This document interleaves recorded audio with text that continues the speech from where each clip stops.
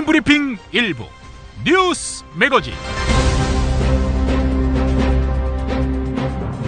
2016년 4월 12일 화요일 총선 전날에 인사드리는 뉴스 매거진 김용민입니다.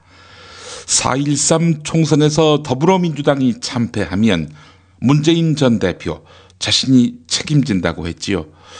그래서 만약 정계를 떠나고 이후 대선에서 안철수 국민의당 공동대표가 야권 단일 후보가 된다면 어떻게 하시겠습니까? 라고 물어봤습니다. 그때엔 안철수 대표를 지지할 용의가 있습니까? 이런 질문이었는데요. 8%만 지지할 것이다 라고 했고요. 92%는 지지하지 않을 것이다 이렇게 답했습니다. 오늘 새벽 2시 반까지 5,549분이 참여한 설문이었습니다. 누리꾼 반응 볼까요? 만약 그렇다면 이재명 성남시장이지요. 안철수 대표에게는 5만 정이 다 떨어졌습니다. 절대 그 양반에게 야당을 대표할 만한 기회는 주어지지 않을 것입니다. 라고 말한 누리꾼이 있었고요. 대인배 문재인님 때문에 더불어민주당 진성당원이 되었습니다. 안철수 대표의 행보에서 절망을 봅니다. 대선 때 또 얼마나 깽판칠까요? 이런 의견이 있었고요. 2012년 대선 부정선거 침묵, 안철수도 문재인도 둘 다 지지하지 않습니다. 라는 견해 있었고요. 지지하지는 않지만 그래도 야권 단일 후보가 된다면 어쩔 수 없는 거지요. 새누리당이 하는 것보다야 낫지 않겠습니까? 이런 댓글도 보입니다. 상상하긴 싫은데 굳이 물으신다면 새누리당 찍는 거나 다름없는데 굳이 왜 안철수를 밀어야 하나 하는 생각이 드는 질문입니다. 라는 견해도 있었습니다. 이런 설문을 보고 빡치다니 상상만 해도 끔찍합니다. 이런 반응 보이신 분도 있었습니다. 네, 참여해 주신 분들 감사합니다. 중앙무대에서는 그리 주목받지 못하는 뉴스인데 이게 왜 주목받지 못하는지 모르겠습니다. 제2의 언펜션 사건이 터졌습니다. 경기도 선거관리위원회는 온라인 홍보업체와 후보자의 인터넷 홈페이지 그리고 SNS 관리 명목에 계약을 맺고 업체 직원들을 동원해서 사이버상에서 후보자를 위해 조직적으로 선거운동을 하게 한 혐의로 한 후보자의 자원봉사자인 실장과 온라인 홍보업체 대표를 4월 11일 검찰에 고발했다 이렇게 밝혔습니다. 확인 결과 이 후보자는요, 권역세 새누리당 후보였습니다. 권역세 후보자는 경기도 성남 분당갑에서 더불어민주당 김병관 후보와 접전을 벌이고 있는 주인공인데요. 경기도 선거관리위원회는 권역세 후보자에 대해서는 지시했는지 혹은 공모했는지 그 여부에 대해서 부가적으로 수사를 의뢰했다 이렇게 덧붙였습니다. 선관위에 따르면 업체 대표는 권역세 후보와 1,320만 원의 선거 후보자 홈페이지 구축, SNS 세팅과 모니터링 명목으로 계약을 맺고 자원봉사자인 실장의 모니터링 하에 소속 직원들로 하여금 올해 1월 19일부터 4월 5일까지 직원 명의로 개설된 61개의 계정, 즉 트위터 계정 52개와 네이버 계정 9개를 이용해서 권역세 후보를 위한 선거 관련 글 1231건, 즉 트위터 1200회, 네이버 블로그 31회 정도 조직적으로 게시했다고 합니다.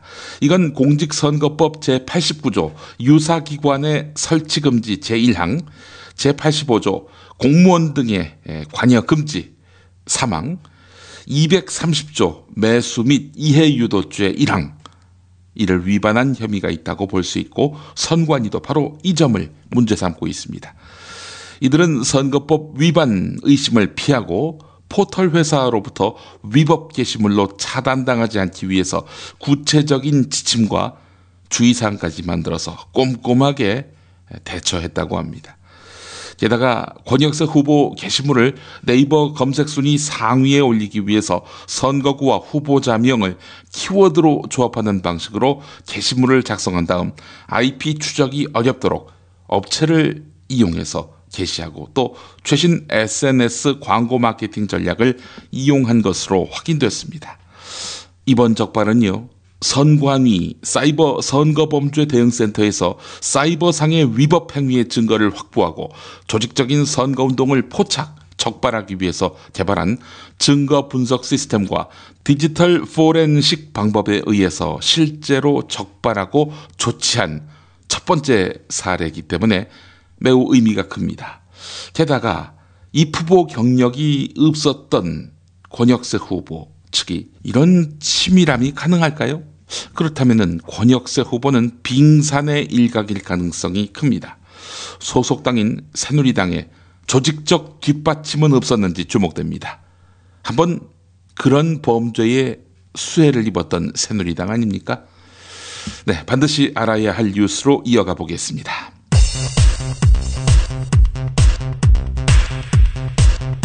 새누리당은 김무성 대표가 울산과 부산에서 지원 유세를 한 뒤 제주도로 넘어가서 지지를 호소했습니다.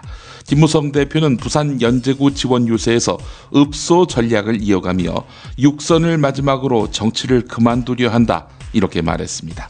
현재 판세와 관련해서는 145석에서 까딱까딱하다, 이렇게 말했습니다. 권성동 새누리당 전략기획본부장도 JTBC와의 인터뷰에서 같은 말을 했습니다. 들어보시죠. 우리가 많은 석을 차지한다는 그런 보도 때문에 우리 당 지지층들이 투표장에 가지 않을까 봐 걱정이 되고 있습니다. 대개 이렇게 그 여당의 입장에서는 선거 막판으로 가면서 좀 엄살이다, 이런 그 지적은 많이 나왔다는 걸 알고 계실 텐데. 더불어민주당 김종인 비상대책위원회 대표는 국민의당은 실질적으로 당선을 목표로 해서 나온 후보들이 아니라 어떤 의미에서 보면 하나의 방해 역할을 하고 있다라고 비판했습니다. 한편 문재인 전 대표는 부산 경남에서 지지를 호소한 데 이어 이틀 만에 다시 호남을 찾았습니다. 국민의당 쪽으로 기울어진 호남 민심을 뒤집어야 하는 더민주 입장에서는 문재인 전 대표의 두 번째 방문이 호남 막판 표심에 상당한 영향을 미칠 것으로 기대하고 있습니다. 현재 더불어민주당의 전체 판세는 조금도 보탬 없이 애를 먹고 있다, 이 표현 그대로입니다. 김성수 대변인의 평화방송 라디오 인터뷰 들어보시죠. 지난 19대 총선에서요, 5% 미만에서 승부가 갈린 곳이 수도권에만 31곳입니다. 네. 그런데 지금 국민의당이 그 정도 이상의 지금 그 표를 가져가고 있으니까 네. 수도권의 이 구도 싸움에서 크게 밀리고 있는 게 분명하고요. 그리고 국민의당 안철수 공동대표는 오전에 국민의당 후보들이 약진하고 있는 곳을 중심으로 인천과 경기도 안산에서 합동 유세를 한 뒤 오후에는 경기도 평택과 충청북도 청주를 돌면서 수도권 표심 잡기에 집중했습니다. 안철수 대표는 특히 국민께 드리는 글을 내고 거대 양당을 또 찍어주면 4년 뒤 똑같은 모습을 보게 될 것이라고 말했습니다. 그러면서 수도권에서 상당한 의석 확보도 예견했는데요. JTBC와 인터뷰한 이상돈 국민의당 상임선대위원장의 말을 들어보겠습니다. 그렇지만 이번에 저희는 수도권에서 안철수 대표 외에도 상당수의 그 당선자를 낼 것을 기대하고 있고, 이것은 우리 정당이 첫 걸음입니다. 그래서 우리 시작하는 거기 때문에 우리는 그냥 겸허하게 받아들일 것입니다.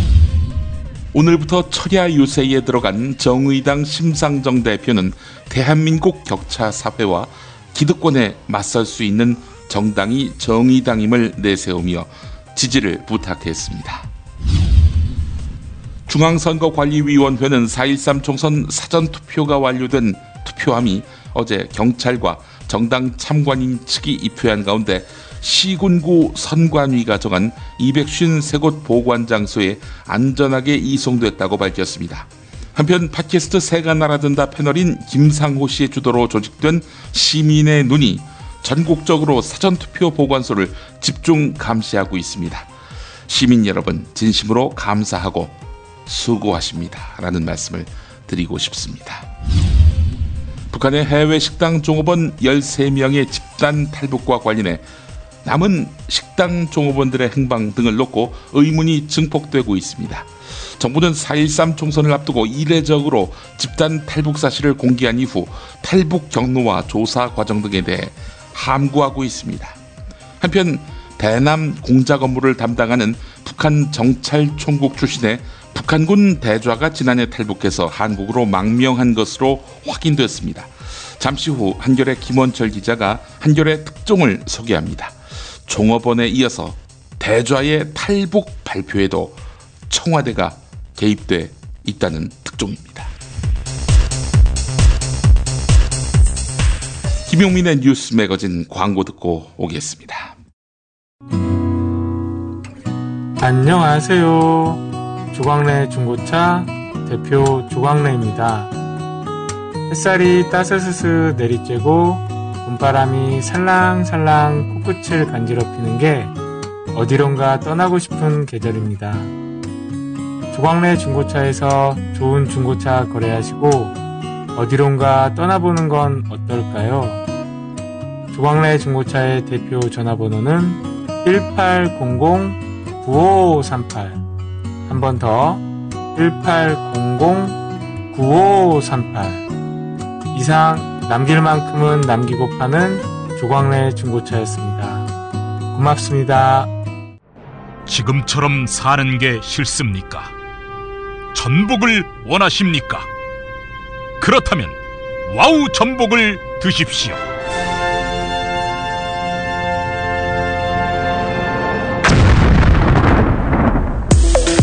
와우! 전복을 먹으면 입맛 잃고 무기력했던 삶이 전복되고 시름시름하던 몸 상태가 전복됩니다. 답답하십니까? 전복하세요. 100% 완도에서 잡은 전복 중에 전복. 와우 전복. 한 번 맛보면 또 찾게 되는 와우 전복. 네이버에서 와우 전복, 와우 전복을 입력하세요. 전화번호는 010-2443-0818.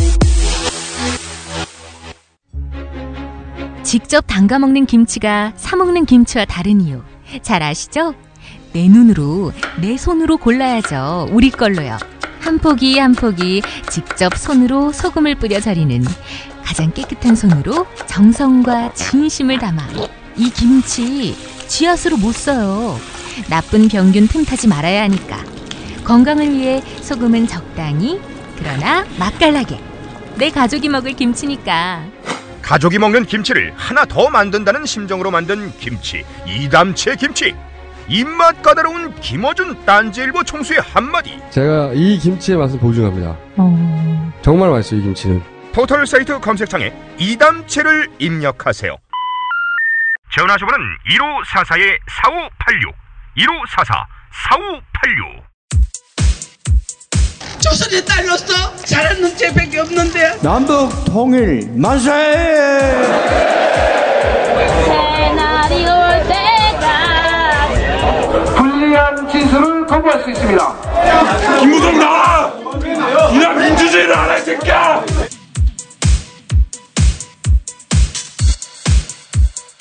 뉴스는 현장이다로 이어갑니다. 텔레비전 토론 하이라이트 중계. 오늘 이 시간까지만 전해드리려고 하는데요. 춘천 MBC에서 주최한 강원도 춘천 국회의원 후보자 토론회. 지난 7일에도 있었는데요. 복지 공약과 관련한 토론이 눈길을 끌었습니다.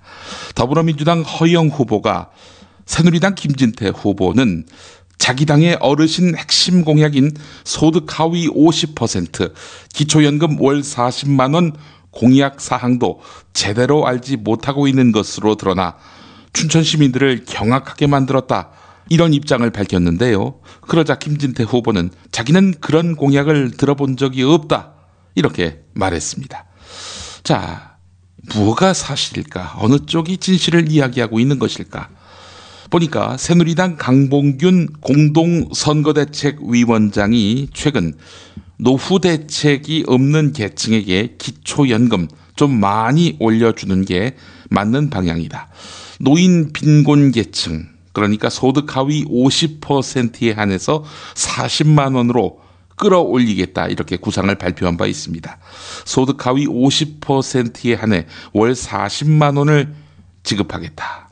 이런 약속을 새누리당이 한 바 있었습니다. 자, 그런데 이 공약은 김진태 후보에 의해 공식적으로 부인당한 셈이 됐습니다. 아니면 춘천에서는 이런 공약 실현 안 하겠다라는 의지를 밝힌 셈이던가요. 네, 20만 원도 돈이 없어서 못 주겠다 이러던 새누리당 40만 원은 줄까요? 네, 더불어민주당은 30만 원 공약을 제시한 바 있습니다. 허영, 김진태 두 사람의 토론 현장으로 가보시죠. 네, 우리 허영 후보님께 묻겠습니다. 제가 좀 난처한 질문을 너무 많이 드려서 죄송합니다. 이게 뭐 선거 때니까. 뭐 다 있을 수 있는 일이죠. 네. 이해해 주시기 바라고요. 네. 우리 허 후보님이 내신 총 공약의 숫자가 몇 개나 되나요? 네, 제가 알고 있기로는 5대 그 공약의 전체요? 10개 공약에 네. 50대 세보 공약으로 구분되어 있습니다. 그럼 몇 개란 얘기죠? 50, 전체적으로는 한 50여 개 정도로 구성되어 있다고 보시면 50여 개요? 아유, 그냥 우리 허 후보님께 물어보면 될 걸 또 저는 이 자료 저 자료 다 해가지고 전부 다 더해봤더니 63개가 되더라고요. 63개요? 네. 네. 맞습니다. 아마 이게 근데 그것을 묶음별로, 테마별로 묶어내면 50대 공약으로 구분되어 있다고 볼 수 있습니다. 하나하나 별도로 돼 있는 걸 제가 이렇게 다 전부 다 셌다는 거고요. 아니, 그게 중요한 건 아니니까요. 그 중에 이제 네. 복지에 관련된 공약이 굉장히 네네. 많아요. 네네. 24개나 돼요. 그냥 제가 말씀드릴게요. 24개 이렇게 되는데요. 이것도 도대체 비용이 얼마나 들까, 이거 좀 추산을 한번 해보려고 하다가 이게 너무 많아서 제 능력으로는 추산이 잘 안 되더라고요. 네. 그래서 저는 이런 생각이 다 들었습니다. 오히려 이 24개, 전체 62개나 되는 63개 이 공약이 다 이행될까봐 정말 좀 겁이 날 정도입니다. 이게 제가 왜 이런 말씀을 드리냐면요. 다 이행되면 우리 시민과 대한민국 국민이 잘 사는 건데 그걸 걱정하시면 어떻게 됩니까? 잘 살게 되는데요. 네. 그 돈은 결국 또 어디서 나오는 겁니까? 제가 재원 마련 방안에 대해서 말씀을 드릴까요? 아니요. 저 이제 그 말씀드릴 기회를 또 이렇게 다른 데서 드리겠습니다. 한번 주십시오. 예. 저는 정말 이런 그 선심성 공약 이런 것이 정말 이게 크게 문제다 이런 생각을 하고요. 지난 그 19대 국회 제가 활동한 것 중에도 제일 보람 있었던 일이 정말 제가 법사위에 있으면서 여기저기서 넘어오는 그 아주 선심성 이런 뭐 포퓰리즘 법안들 이거를 좀 막아냈다. 저는 오히려 그거를 그 정말 보람으로 생각하고 있습니다. 만약에 그 법들이 전부 다 통과됐으면은 우리 국가 예산을 벌써 웃돌 정도입니다. 그러면 어떻게 되는 거죠? 거의 감당이 안 되는 겁니다. 우리 허 후보님이 이제 청년수당 월 60만 원, 뭐 또 기초연금은 월 30만 원으로 인상, 이런 공약을 내셨죠? 네. 청년들에게 실업수당, 청년수당 60만 원 드리고, 어르신들에게는 20만 원 드리던 걸 10만 원 더 얹혀서 드리고. 그렇게 우리 새누리당은 그렇게 하고 싶지 않아서 그렇겠습니까? 예? 네. 왜 그렇다면 저희는 거기에 대한 공약이 없습니다. 왜 그렇겠습니까? 결국 돈은 한정돼 있고 나라 곳간 사정은 한정돼 있는데 이쪽 돌 빼다가 여기다가 막고 뭐 이렇게 해가지고는 좀 주셔야 되지 않겠습니까? 또 이제 나중에도 좀 있고 그래요. 이분이 훨씬 지났는데요. 아닐 겁니다. 그래서 그 어르신 공약 특히 그것은 30만 원 이렇게 올려드리면 좋기는 한데 우리 어르신들도 정말 이 나라 걱정이 된다 해가지고 65세 그걸 이렇게 상향해달라고 한 건 알고 계시나요? 그걸 한번 여쭙게요, 그러면. 예? 지금, 굉장히 큰 착각을 하고 계시는 아니, 제가 묻는 것만 한번 좀 답변을 해보세요. 새누리당이 지난 4월 3일 어르신들 기초노령연금을 소득 하위 50% 어르신들에게 40만원씩 지급하겠다라고 한 공약을 했습니다. 새누리당의 공약조차도 모르는 후보가 어떻게 지금 선거에 임하고 있다고 생각하십니까? 그게 무슨 말씀이세요? 새누리당이 어르신들에게 기초연금을 40만 원씩 주겠다고 공약을 하셨습니다. 아닙니다. 그거는 한번 나중에 확인하셔가지고 주시고요. 우리 시민들에게 제대로 한번 얘기를 해주십시오. 몇 번이나 공약집을 300페이지나 되는 공약집을 몇 번이나 제가 확인했다는 거 말씀드리고요. 확인 한번 해보십시오. 자, 그다음에 이제 또 대학 입학금을 폐지한다고 해서 그렇습니다. 네, 폐지한다고 해서. 제가 또 우리 관내에 있는 대학 관계자들한테 물었더니 뭐 반응은 좀 예상이 되시죠? 네? 아니요, 뭐 좋아하시는 분들도 꽤 계시더라고요. 아니, 대학교 직원들이 좋아하겠어요? 입학금을 폐지하는데? 왜냐하면 대학교 직원들은 우려할 사항이 하나도 없습니다. 그거는 입학금 폐지 부분들에 대한 부분들은 지나가는 정부 지원으로 충분히 지원을 할 것이기 때문입니다. 후보님, 그래서 제가 그때도 한번 물어봤는데요.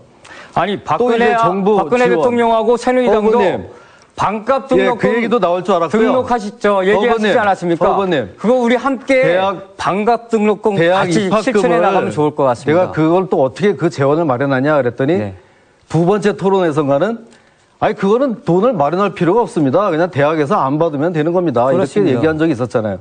나중에 또 고등교육법에 자 이제 얘기 좀 들어보세요. 네. 답변 기회를 주셔야 되지 나중에 않습니까? 또 얘기할 기회가 있잖아요. 토론 시간에요. 그래서 지금 그러면 대학 재정이 열악해져서 어떻게 합니까? 했더니 그것도 국고로 좀 보존받으면 됩니다. 이러는데요. 자, 지금 대학 재정이 굉장히 지금 안 좋거든요. 근데 그 있는 입학금마저 못 받게 하면은 대학 재정은 거의 파탄 위기에 갈 겁니다. 그리고 또 하나는 그런 식으로 되면은 어떻게 할까요? 대학은 등록금을 인상하는 편법으로 그걸 또 보전할 수밖에 없어요. 그런 문제가 있고요. 시민 여러분. 그 다음에요. 답변할 기회를 좀 주십시오. 이거는 제가 주도하는 거기 때문에 나중에 또 말씀해 주십시오. 무엇보다 사회자분께서 대학의 그 입학금을 받느냐 마느냐 하는 건 대학의 자율에 관한 거기 때문에 나라에서 당신들은 입학금 받으라 말아라 강제할 권리가 전혀 없다. 오히려 위헌 소지가 있다. 선거방송 토론위원회가 주관하는 울산 북구 국회의원 후보자 TV 토론회는 정말 흥미진진했습니다. 지난 5일 울산 MBC에서 열린 TV 토론회에서 현재 상당한 지지세를 확보하고 있는 진보 단일 후보인 무소속 윤종호 후보가 새누리당 윤두환 후보를 상대로 16대 국회의원 재임 당시 자신의 선거를 도운 보좌관의 명의를 도용해서 1억 7천만 원가량의 급여를 가로챘다는 의혹을 제기하면서 진상을 요구했습니다. 이에 대해 윤두환 후보 해명다운 해명을 내놓지 못하면서 어수선한 대응을 해서 의구심을 더욱 증폭시켰습니다. 들어보시죠. 윤두환 후보가 16대 국회의원 시절 보좌관 월급 1억 7천만 원을 가로챘다는 뉴스로 전국이 시끄럽습니다. 보도에 따르면 윤 후보께서는 16대 국회의원 재임 당시 4급 보좌관 월급을 2001년 3월부터 2004년 5월까지 3년 2개월간 약 1억 7천만 원을 빼돌린 것으로 되어 있습니다. 새누리당 공천경쟁자였던 우리 박대동 국회의원이 비서관 월급 상당 논란으로 컷오프되면서 도덕적으로나 법적으로나 훨씬 심각한 원조 갑질 후보가 윤두환 후보였다는 이야기가 보도돼서 많은 시민들이 충격을 받았습니다. 어제 윤 후보께서는 해당 보좌관이 지역구 관리를 하셨다고 해명하셨는데 구체적으로 어떤 일을 했는지 말씀해 주시기 바랍니다. 제가 먼저 상호 토론 때 이 문제를 가지고 얘기를 하려고 했는데 마침 윤종호 후보께서 물어주니까 제가 또 답을 하면서 제가 또 질문하겠습니다. 윤종호 후보는 선거를 하겠다고 선서를 했죠. 그런데도 확인되지 않은 이런 사실을 가지고 선거 정보 문자를 통해서 유권자에게 대량으로 문자를 보냈습니다. 정말로 이 책임을 어떻게 져야 될지 정말로 어깨가 무거울 거라고 저는 생각합니다. 지금 그 보좌관 당사자가 윤종호 후보, 제가 질문에 답변해 주세요. 지금 윤종호 후보 자꾸 너무 많이 까먹으니 일단은 무슨 일을 했는지만 답변해 주시고. 자, 그게 답변입니다. 답변해 주세요. 답변입니다. 당사자가 보좌관 당사자가 윤종호 후보에게 후보 캠프에 일하는 안모 의원한테 무슨 일 했는지만 일단 직접 해명을 했습니다. 직접 해명을 무슨 어떻게 일 했는지만 답변해 주세요. 직접 해명을 어떻게 했느냐 하면은 담당 국회의원께서 보좌관이 무슨 일을 했는지만 이야기해 주세요. 다른 이야기 하지 마시고. 보좌관이 이랬지 뭐 했습니까? 보좌관은 어떤 일을 합니까? 보좌관이 무슨 일 합니까? 보좌관 보좌관 일 하지. 또 수행하시고. 자, 보좌관이 일을 하면서 보좌관 일을 하면서 분명히 본인이 했다고. 아니 제가 주도권하는 시간입니다. 안모 국무위원한테 분명히 얘기를 했습니다. 그런데도 계속 대란 문자를 제가 주도권을 가진 시간입니다. 정말로 허위사실 유포입니다. 제가 주도권 가진 시간입니다. 저도 그 백모 보좌관이라고 하시는 분, 보좌관이 사실은 아니신데 잘 압니다. 얼마 전까지 축구연합회 회장님도 하셨고 저에게서 알만한 분들은 다 아십니다. 제가 어제 그 현장에 같이 일하는 분들에게 물어봤습니다. 그분은 그 백 보좌관이라는 분과 조계의 공을 20년 정도 찬 분입니다. 제가 그분 혹시 보좌관 하셨던 거 아세요? 물어보니까 전혀 금시초문이다. 이렇게 말씀하셨어요. 그래서 제가 담당 공무원들, 그동안 사무관 이상급들 되는 분한테 다 물어봤습니다. 20, 30년 근무한 사람들이 국회의원 보좌관, 사급 보좌관, 지역 보좌관을 어떻게 모른단 말입니까? 물어보니까 아무도 아시는 분이 없어요. 그리고 저는 윤 의원께서 국회의원 하실 당시가 구의원을 했고 그 다음에 바로 시의원을 했습니다. 그러면 지역구 행사는 빠짐없이 저는 열심히 다닙니다. 그런데 그분 잘 아는 분이에요. 평상시도 인사도 하고 합니다. 아, 내가 보좌관입니다. 한 적도 없고 행사에 소개된 적이 단 한 번도 없습니다. 그래서 윤 후보께서는 일주일에 한 번 또는 몇 번도 내려오지 않습니까? 내려오시면 그분이 어떤 행사에 어떻게 수행했는지 한 번만 답변해 주세요. 그럼 무슨 행사에 참여했는지만 답변해 주세요. 아니 보좌관이 행사에 어느 행사에 답변합니까? 아니 그러니까 무슨 일을 했는지. 아니 보좌관이 보좌관 일을 하는 것이지.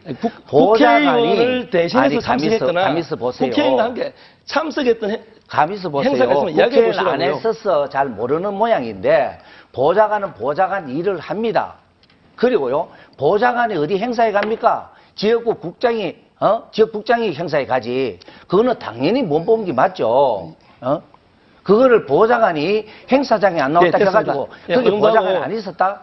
이거는 말이 안 되는 얘기입니다. 시간이 됐습니다. 제가 조금만 말씀드리겠습니다. 일단 그 보좌관이 사용했다는 통장 내기를 해서 잠깐만 말씀드리겠습니다. 자, 2001년 4월 국회 사무처에서 307만 9천원을 307만 9,810원을 입금합니다. 같은 날 국회에 있는 농협에서 307만 원을 또 출금합니다. 다음 달 5월 18일 같은 금액이 또 입금되면 또 307만 원을 국회에 있는 농협에서 찾습니다. 이런 식으로 3년 동안 국회 농협에서 인출이 반복되는데 윤 후보는 모르시죠? 예, 모르시는다고 어제 답변하시더군요. 윤도한 후보께서는 울산에 거주하는 보좌관이 한 번도 빠짐없이 월급날에만 꼬박꼬박 전국농민회, 전북도연맹, 익산시 농민회가 농민 비하 발언을 한 익산시장 재선거 국민의당 정은율 후보에 대해 강력한 비난의 입장을 발표했습니다.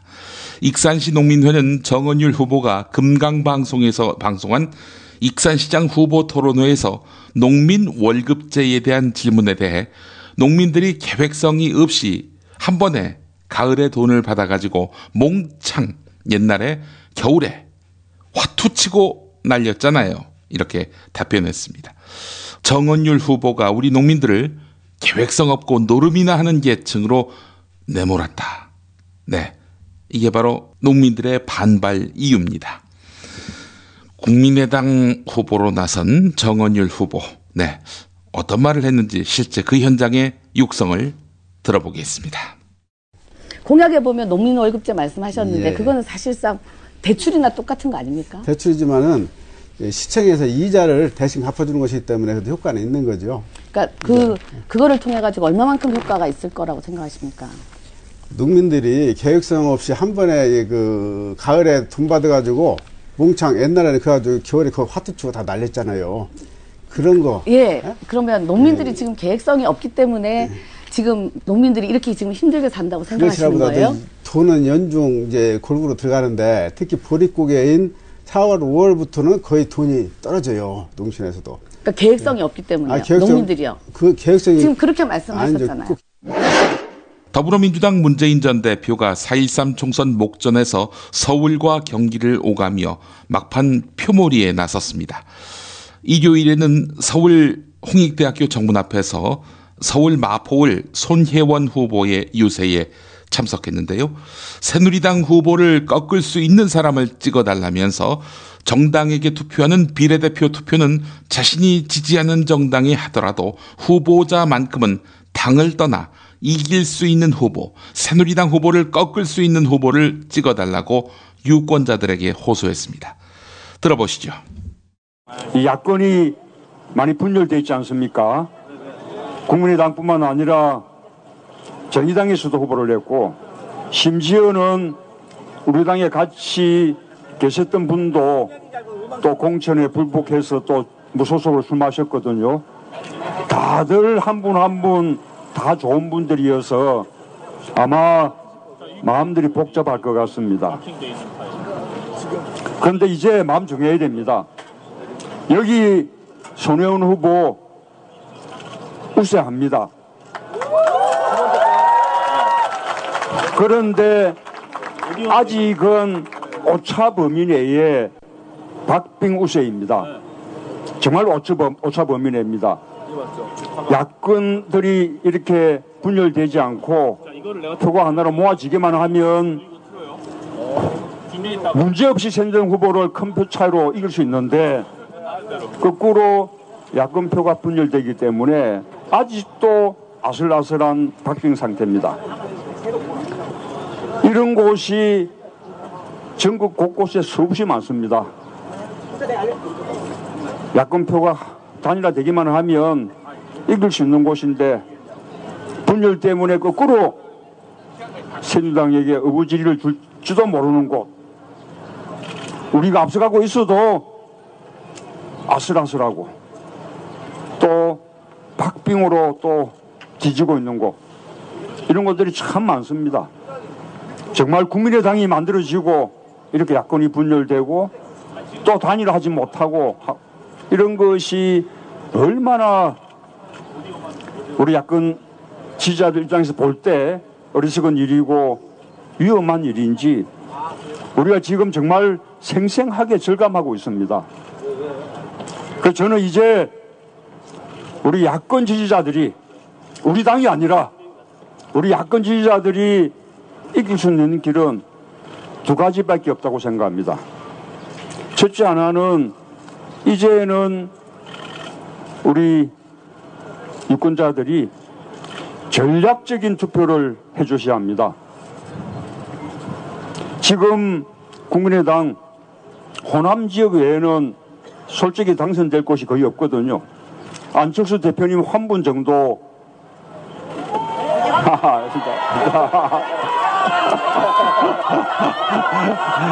예,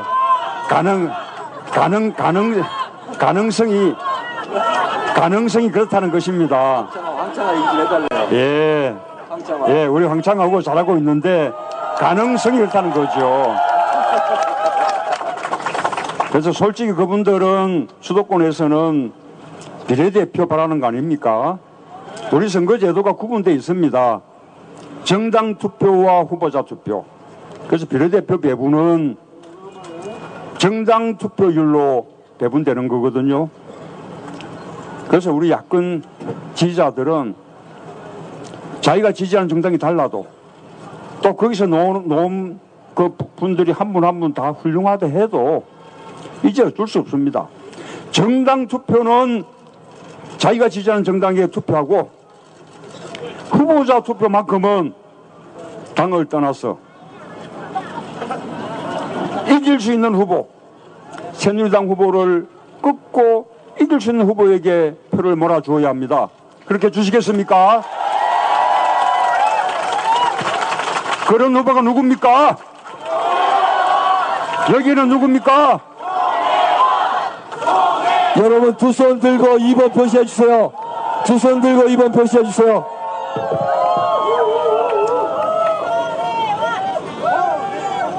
저는 다른 당의 지지자들에게 무조건 다 우리 당만 찍으라 하는 것이 아닙니다. 저는 똑같은 자세를 우리 당의 지지자들도 가져야 한다고 생각합니다. 물론 이것은 저희 당의 당론이 아닙니다.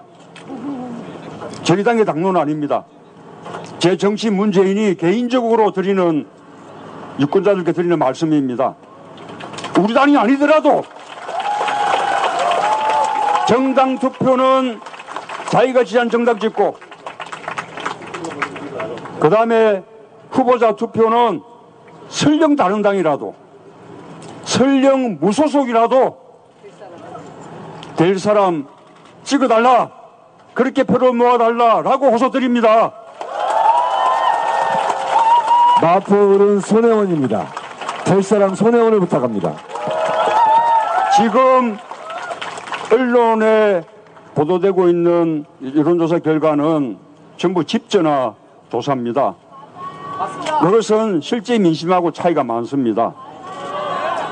우리가 지난번에 법을 바꾸면서 우리 정당은 선관위를 통해서 휴대폰 안심번호를 제공받아서 안심번호 여론조사를 할 수 있게끔 됐는데, 우리가 안심번호 60%, 집전화 40% 이렇게 조사를 해보면 지금 보도되고 있는 여론조사 결과들하고는 판이합니다. 많은 곳은 20% 이상 차이가 납니다.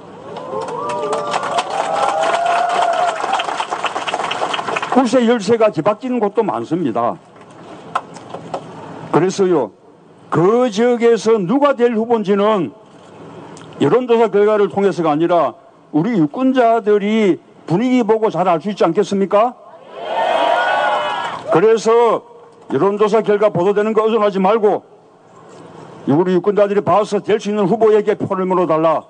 그렇게 우리 당의 당원 지지자들도 같은 자세를 취해달라. 저는 그렇게 호소드립니다.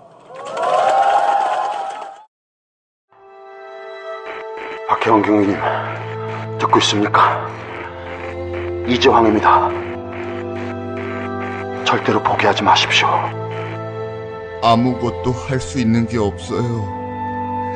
절망이에요. 그래도 포기하면 안 됩니다. 먼저 몸을 챙기셔야 합니다.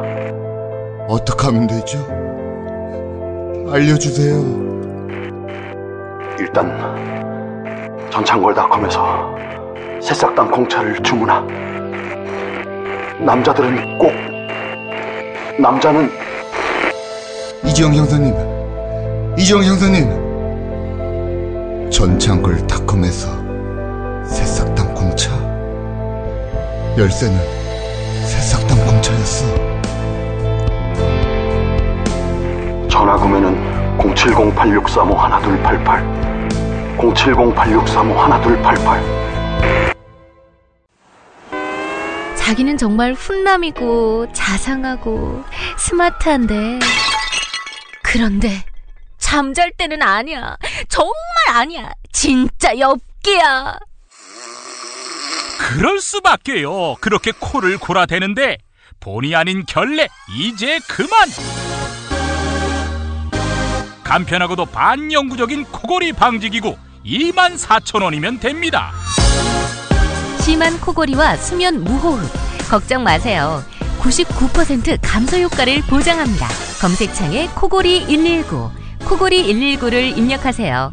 문의는 1566-0783. 코골이 119는 의료기기 제조 수출업체 메디슬립에서 만듭니다. 공화국 참치 논평. 구이동 대양 참치를 맛보지 못한 국민 여러분은 진정한 참치 맛을 보기 위한 강도 높은 중대 조치를 취하실 계획을 표명하시고 곧장 구이동으로 달려오시기 바란다. 참치에 대한 체질적인 거부감과 적개심을 노골적으로 드러내는 분도 구이동 대양 참치에 오시면 추호도 용납할 수 없는 포악무도한 폭식 행위를 자행할 것이다. 구이동 대양 참치. 월요일 참치데이 이벤트, 화요일 참치머리 서비스로 함께합니다. 주차장 걱정 마시고요. 대중교통은 서울 지하철 2호선 구의역 2번 출구에서 5분 거리입니다. 대양 참치 구의점 02-455-8087.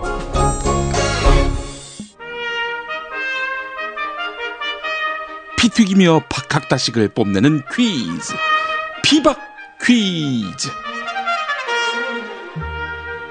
네, 오늘도 무화환 나오셨습니다. 뭐 안녕하십니까. 아무리 탈탈 털어도 145석밖에 나오지 않았어. 이총망 할 것 같은 무 인사드립니다. 이총망이라는 게 무슨 말입니까? 이생망이라고 들어봤냐? 이번 생은 망했다. 이총망은 이번 총선 망했다. 이거야. 아, 이번 총선 망했다. 환도 그렇게 생각하십니까? 예, 그럴 만도 하지. 당 후보로서 출마할 기회를 박탈하질 않나. 또 남의 선거운동 해주질 않나. 이 총망이 아닌 게 이상하지 않아? 아, 그러니까 환도 145석밖에 안 될 것이다? 어이, 뭐 당신이 답해. 뭐 난 아는 거 없어. 뭐 투표를 하게 되면 비례대표 다 합해서 145석 맞을 기다. 아, 그렇다면은 145석으로 확실히 굳어지는 모양이죠? 뭐 내 얘기는 투표 결과가 그럴 거다 이런 얘기지. 그 얘기는 무슨 말씀입니까? 뭐 투표 결과와 개표 결과가 항상 똑같을 것이다라는 고정관념은 깨도 아프지 않다. 이젠 깰 때가 되지 않았나? 어이, 사회자, 이 투표 결과하고 개표 결과가 같으면 우리는 좆되는 거지. 그걸 몰라서 물어? 예, 투표 결과가 145석이라. 그것도 너무 높게 잡은 거 아니야? 우리가 그렇게 많은 의석을 가져가? 새끼야, 뭐 알리바이가 되잖니? 더민주가 완패한 걸로 결과가 나오면 막 그때는 아니 그러기에 왜 야권 분열하셨어요? 이렇게 멋진 멘트로 한 큐에 제압할 수 있으니 말이야. 우리가 투표에서 지고 개표에서 이겨도 누구도 의심 안 할 이런 천혜의 환경이 조성돼 있다. 이런 얘기지. 하여간 이런 상황을 보면서 우리가 권력을 잡으려고 그동안 왜 이렇게 무리수를 뒀는지 모르겠어. 쿠데타를 일으키고 종신 집권을 하기 위해서 유신 개헌하고 긴급 조치로 까부는 놈들 조지고 또 광주에서 시민 학살하고 말이야. 안철수 같은 애, 이런 애를 야당에 탁 심어 넣으면은 이렇게 간단하고 평화롭게 해결되는데 말이야. 안철수가 이번에 너무 잘해줘서 다음 대선 때도 큰 효자 역할 해줘야지. 아니, 이건 어떨까? 안철수를 우리 편으로 끌어들이는 거야. 지금 우리 당의 대선 주자가 너무 촛같아서 말이지. 말 잘 듣고 호남 지지까지 끌어낼 수 있으니 이거야말로 금상첨화 아니겠어? 화나, 네 옥수수 조심해라. 그 나이에 옥수수 털리면 이빨 다시 안 나온다. 뭐야? 때리라고. 자, 이제 그만들 하시고요. 자, 문제 드리겠습니다. 시사저널이 단독 입수한 어버이연합 집회 회계장부를 분석한 결과 어버이연합이 2014년 탈북자들을 일당 2만 원씩에 고용해서 1,200여 명을 세월호 반대 집회에 투입한 사실이 확인됐습니다. 세월호 반대 집회 외에 다른 관제 집회에도 막대한 알바비가 지급됐다고 합니다. 2만 원만 주면 자식 잃은 사람 가슴에 대못을 대신 박아주는 사람들. 이런 분들이 어버이들이었나요? 안타깝습니다. 문제 드리겠습니다. 자, 어버이연합과 관련한 문제이기도 하죠. 2013년 여의도의 고깃집에서 어버이연합 회원과 함께 먹튀 논란을 빚은 주인공이 있습니다. 바로 보수 논객 변희재 씨입니다. 변희재 씨가 자신을 또라이라고 비판한 공연기획자 탁현민 감독을 고소했지요. 법원이 탁현민 감독 손을 들어줬습니다. 또라이라는 표현을 변희재 씨는 감내해야 한다. 이러면서 말이죠. 그런 변희재 씨 본인은 또 자기와 척을 진 사람을 상대로 심한 모욕성 글을 써서 물의를 빚은 바 있었지요. 그래서 방송인인 이 여성 화가 나서 소송을 걸었는데 결국 이 여성에게 변희재 씨가 500만 원 손해배상을 하라. 이런 판결을 받기도 했습니다. 여성의 본명은 박혜영 씨인데요. 지금 예명으로 활동하고 있죠. 팝 아티스트입니다. 자, 이 여성의 이름은 무엇일까요? 예, 정답. 환 정답 아세요? 예, 내가 연예계 쪽에는 일가견이 있잖아. 일가견이 있으신지 잘 모르겠고요. 자, 정답 말씀해 주시죠. 예, 정답은 나경원. 아니, 나경원이 거기서 왜 나옵니까? 예, 모략과 비난을 받고 있잖아. 부당하게. 부당하다니요. 비판과 검증을 받는 거지요. 공직선거 후보자인데 뉴스타파가 이거 취재했을 때 나경원 후보 답을 해줬습니까? 뭐 허나 모략과 비난을 받는 거를 두려워하면 안 된다. 정치인이라면 말이야. 뭐 우리가 권력을 갖고 있는데 뭐 국민과 언론에겐 최소한 말할 권리를 줘야지. 안 그러냐? 참 훌륭한 말씀이십니다. 자, 그렇다면은 따님의 수원대 교수 특혜 채용 의혹에 대해서는 닥쳐 이 새끼야. 예, 그러면은 그 사위 마약근은 닥쳐 이 새끼야. 입에다가 이 납땜질을 해버려 이 새끼가. 예, 알겠습니다. 자, 이건 뭐 정답이나 말씀하시죠. 정답은 뭡니까? 정답은 여성 아니냐, 여성. B씨. 네? B씨라니요? 그런 이름의 여성은 금시초문인데요. 나도 잘 모르는데 일본 여자인 것 같아. 미스 B씨 하는 걸로 봐선 말이야. 미스 B씨. 그 여자가 뭘 잘못했는지 뭐 유명 연예인부터 미워하고 싫어하고. 그거 있잖아, 그 송혜교 씨가 미스 B씨하고는 일을 안 한다. 뭐 이러잖아. 아니 미스 B씨는 일본 전쟁 범죄 기업 이름이지. 그게 어떻게 사람 이름이 될 수 있어? 야, 화나. 이제 좀 그만 미워하면서 지내자. 우리는 정치하는 사람 아니냐. 닥쳐! 역시 친일파 아들은 무슨 생각을 해도 항상 그 모양 그 꼴이야. 죽으려고 이 새끼가. 자, 오늘도 기회는 청취자 여러분께 드립니다. 삼성이 망하면 한국은 어떻게 될까? 삼성전자의 몰락을 가정하고 그것이 현실화되기 전에 대책을 마련하자. 이런 취지가 담긴 책입니다. 한국 재벌개혁의 모든 것이 담겨 있고요. 재벌에게 과도하게 의존하고 있는 한국 경제의 실상, 또 한국 경제의 리스크 관리, 이 모든 것들이 다 담겨 있는 책입니다. 책 제목은요, 삼성전자가 몰락해도 한국이 사는 길. 삼성전자가 몰락해도 한국이 사는 길. 대표적인 재벌 개혁론자인 박상인 서울대 교수가 쓴 삼성전자가 몰락해도 한국이 사는 길. 네, 정답 맞히신 분 두 분을 골라서 드리겠습니다. 미래를 소유한 사람들에서 협찬해 주신 책입니다. 팟빵 게시판에 정답, 이메일 주소, 사연 남겨주시기 바랍니다. 자, 봄범님이 지난 시간 정답을 맞히셨습니다. 정답은 설현의 소속 그룹 AOA. 네, 맞히셨습니다. 저는 호남 사람입니다. 문재인 전 대표의 광주 방문은 신의 한 수라고 생각합니다. 가까이서는 못 보고 200m 떨어진 거리에서 보았는데 왜 이리 코끝이 찡해 오던지. 문재인의 광주 방문으로 다시 한번 정권 교체의 바람이 불었으면 좋겠습니다. 4월 13일이 기다려지는 것은 저만의 설렘은 아니겠죠. 힘냅시다. 힘내서 투표합시다. 이런 글 남기셨습니다. 네, 이렇게 지지자들이 몰려가서 절박한 마음으로 투표하면요, 반드시 이기게 돼 있습니다. 내일 투표 잊지 마시기 바라겠습니다.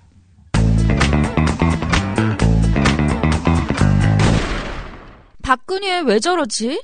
문재인, 김무성, 안철수는 또 왜 저러지? 뉴스로는 알 수 없는 진짜 정치 현장 이야기. 한겨레 정치팀 기자들이 취재 수첩을 낱낱이 공개합니다. 본격 정치관찰 팟캐스트. 언니가 보고 있다. 팟빵에서 언니를 검색하세요. 정치 한 건에서 시간입니다.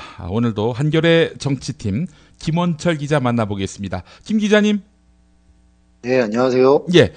자, 이제 총선이 내일입니다. 그러네요. 네. 예. 그동안 참 많은 일들이 있었는데 이렇게 총선 전날에 이럴 줄은, 이렇게 빨리 이럴 줄은 사실 몰랐습니다. 자, 청와대가 북풍을 진두지휘한 것으로 드러났다. 어제자 한겨레 특종 아닙니까? 예, 그렇습니다. 예. 그 사실 말고도 지금 그 어제 나온 북한군 정찰총국 출신 대좌 망명 이 사실도 지금 연합뉴스 보도를 통해서 먼저 알려지고, 예. 그 연합뉴스 보도에 대해서 국방부와 통일부가 예. 바로 확인해주는 그런 방식으로 지금 릴리스를 했는데요. 예. 박장대소가 터지시죠? 예. 예. 이것 역시 한겨레 취재 결과 예. 청와대의 지시에 의한 것이다. 야. 예. 드러났습니다. 예. 이게 지금 굉장히 청와대가 초조한가 봐요. 이것만 보더라도 뭐 판세를 좀 읽을 수 있는데 도움이 되지 않을까요? 그러면 뭐 분위기를 좀 보는데 참고가 될 수 있을 것 같고요. 예. 지금 이렇게 관례를 훼손하면서 이례적으로 이렇게 신속히 확인을 해줬는데, 그럼 기자들이 당연히 물어보지 않겠습니까? 앞으로도 이런 일이 있으면 확인해 줄 거냐? 예. 그렇게 물었더니 이제 국방부에서는 뭐 상황을 봐서 뭐 이런 식으로 얼버무렸다고 해요. 그것만 봐도 이미 지금 사태가 얼마나 이상한가, 비정상적인가 인지를 알 수 있는데, 지금 그 대좌 망명 사실은 재탕 의혹도 있습니다. 재탕. 아하. 예, 동아일보 지난해 7월 8일 기사를 보면요. 예. 경찰 총국 주요 간부를 포함한 북한의 핵심 간부 5명이 입국했다. 이런 보도가 있거든요. 예. 당시에는 당연히 확인된 것이 없다. 이런 식으로 확인을 해주지 않아서 그냥 동아일보의 보도로 넘어간 거죠. 예. 근데 지금 8, 9개월이 지나서 지난해에 이런 사실이 있었다. 이런 식으로 지금 언론에 흘린 거잖아요. 예. 그러니까 이것이 지금 지난해 7월에 나왔던 사실을 지금 재탕한 거 아니냐 이렇게 물어봐도 그 부분에 대해서는 또 확인을 안 해줍니다. 예. 그래서 이미 발생한 사건을 선거를 앞두고 재탕해 먹은 거 아니냐 이런 의혹까지 나오고 있는 것이고, 지금 그 해외 식당 종업원 집단 탈북 같은 경우에도 이상한 점이 한두 가지가 아닙니다. 지금 중국 외교부가 11일 날 그 북한 식당 종업원들이 합법적인 신분증을 갖고 6일 새벽에 중국에서 외국으로 출국했다 이렇게 확인을 해줬거든요. 예. 그 얘기는 지금 한국 정부의 설명과 아구를 맞춰보면은 4월 6일 중국을 출발해서 3국을 거쳐서 7일 입국했다는 거예요. 하루 만에. 예. 이게 지금 일반적인 탈북의 절차와는 너무나 다른 것이죠. 그래서 지금 뭐 여러 탈북자분들이나 뭐 정부에서 고위직에 계셨던 분들은 이것이 정상적인 탈북으로 보기가 굉장히 힘들다. 예. 이런 얘기를 많이 하고 있고, 그리고 뭐 상식적으로 봐도 저희가 뭐 국정원이 그 탈북자들을 어떻게 합동신문하고 이런 것들을 많이 알려져서 알고 있지 않습니까? 그렇죠. 이게 탈북을 했다고 해도 간첩이 아니라고 주장해도 일정 기간 동안 합신센터에 묶어두고 계속 그 스크린을 하잖아요. 예. 근데 이렇게 입국한 지 하루 만에 탈북자를 규정해서 언론에 다 알리고 이런 것은 뭐 굉장히 이례적인 것이죠. 공직 사회에서부터 비웃겠네요, 보니까. 그러니까 이런 이제 정보가 흘러나오는 것 같습니다. 이게 통일부나 국방부에 있는 양심 있는 관료들이 보기에도 이거는 좀 아니다 싶지 않겠습니까? 예. 예. 아, 참. 이 원래 통상적인 프로세스를 보면은 탈북자 관리는 일단 외교부에서 먼저 관장을 하고, 이후에 뭐 이 사람들과 관련해서는 뭐 통일부라든지 국가정보원 이런 부처나 기관에서 이렇게 후속 조치, 후속 그 과정을 이렇게 밟게 되는데, 이건 뭐 전 과정이 다 생략된 채 국정원이 전면에 나섰고 이 배후에는 진두지휘하는 청와대가 있었다는 거 아닙니까? 예, 이게 국정원이 이렇게 개입해서 소위 말해서 기획 탈북을 시키지 않았다면 설명하기 좀 힘든 거 아니냐 이런 얘기까지 나오고 있어요. 왜냐하면 너무나 일사천리로 입국을 했고, 그리고 또 여러 전문가분들께서 하시는 말씀이 그 보통 해외에 있는 북한 식당 같은 경우에 지배인이 종업원들의 여권을 다 갖고 있다고 그럽니다. 아하. 예, 다 갖고 있고, 그리고 탈북을 할 때는 그 개인의 굉장히 실존적인 결단이잖아요. 예. 그래서 다 굉장히 고민의 수위나 이유가 다 다를 수밖에 없는데, 이분들 사이에 이 감시하는 분들이 꼭 숨어 있기 때문에 이 13명이 한날 한시에 입을 맞추고 사전에 모의를 해서 나온다는 건 굉장히 어렵다. 따라서 이분이 추정하기로는 그 여권을 가지고 있던 지배인이 나머지 여성 종업원들을 유인한 거 아니냐. 이렇게 데리고 뭐 여행 가자 이런 식으로 데리고 나온 거 아니냐. 이런 얘기까지 할 정도로 지금 이 탈북 과정이 굉장히 미스테리합니다. 저는 다른 것보다도 제일 걱정되는 것이 이분들의 그 신원을 다 밝히면은, 아니 북에 있는 분들은 어떡합니까? 그 나머지 가족들? 그러게 말입니다. 지금 북한의 인권을 그렇게 소중히 여기는 보수 정권에서 예. 이렇게 탈북하신 분들을 자신들의 뭐 만약에 이용했다면 이건 정말 천인공노할 일 아니겠습니까? 글쎄 말입니다. 자신들의 정치적 입장을 위해서 예. 한 인간의 인생을 이런 식으로 했다면 예, 굉장히 지탄받아 마땅하다고 생각합니다. 네. 이게 참 너무나 마음이 착잡해집니다. 이런 네, 무겁습니다. 이런 공작을 펼치고도 이 벼락을 맞지 않는다는 게 이게 뭐 공작인지 아닌지 규명되진 않았지만 우리가 이 몇 년을 경험했습니까? 척 보면 알죠. 예. 뭐 공작이 아니라 해도 지금 예. 이분들이 어느 식당에서 나왔는지가 거의 다 특정이 됐고요. 예. 특정이 됐고 이분들이 탈북했다는 사실을 뭐 밝혔고 정부가 그렇기 때문에 이분들 신원이 특정되는 건 뭐 너무나 쉬운 일이고 네. 따라서 북한에 있는 가족분들이나 이런 분들이 얼마나 큰 피해를 보실지 굉장히 걱정이 됩니다. 예, 알겠습니다. 자, 이제 내일 총선인데요. 날씨도 변수로 생각해야 할 만큼 지금 승부가 뭐 예측 불허의 상황이다 이렇게 봐야 하는 겁니까? 그렇죠. 뭐 총선은 지역 단위에서의 선거이기 때문에 정말 뭐 100표 차이에도 승패가 갈리지 않습니까? 예. 지금 중앙선관위가 리서치에 의뢰를 해서 예. 그 전국 상위 남녀 1,500명 대상으로 그 투표 의향 조사를 했거든요. 유권자 의식 조사를 했는데 적극 투표 의사를 밝힌 비율이 조금 올랐습니다. 예. 2.7%포인트 올라서 66.6%.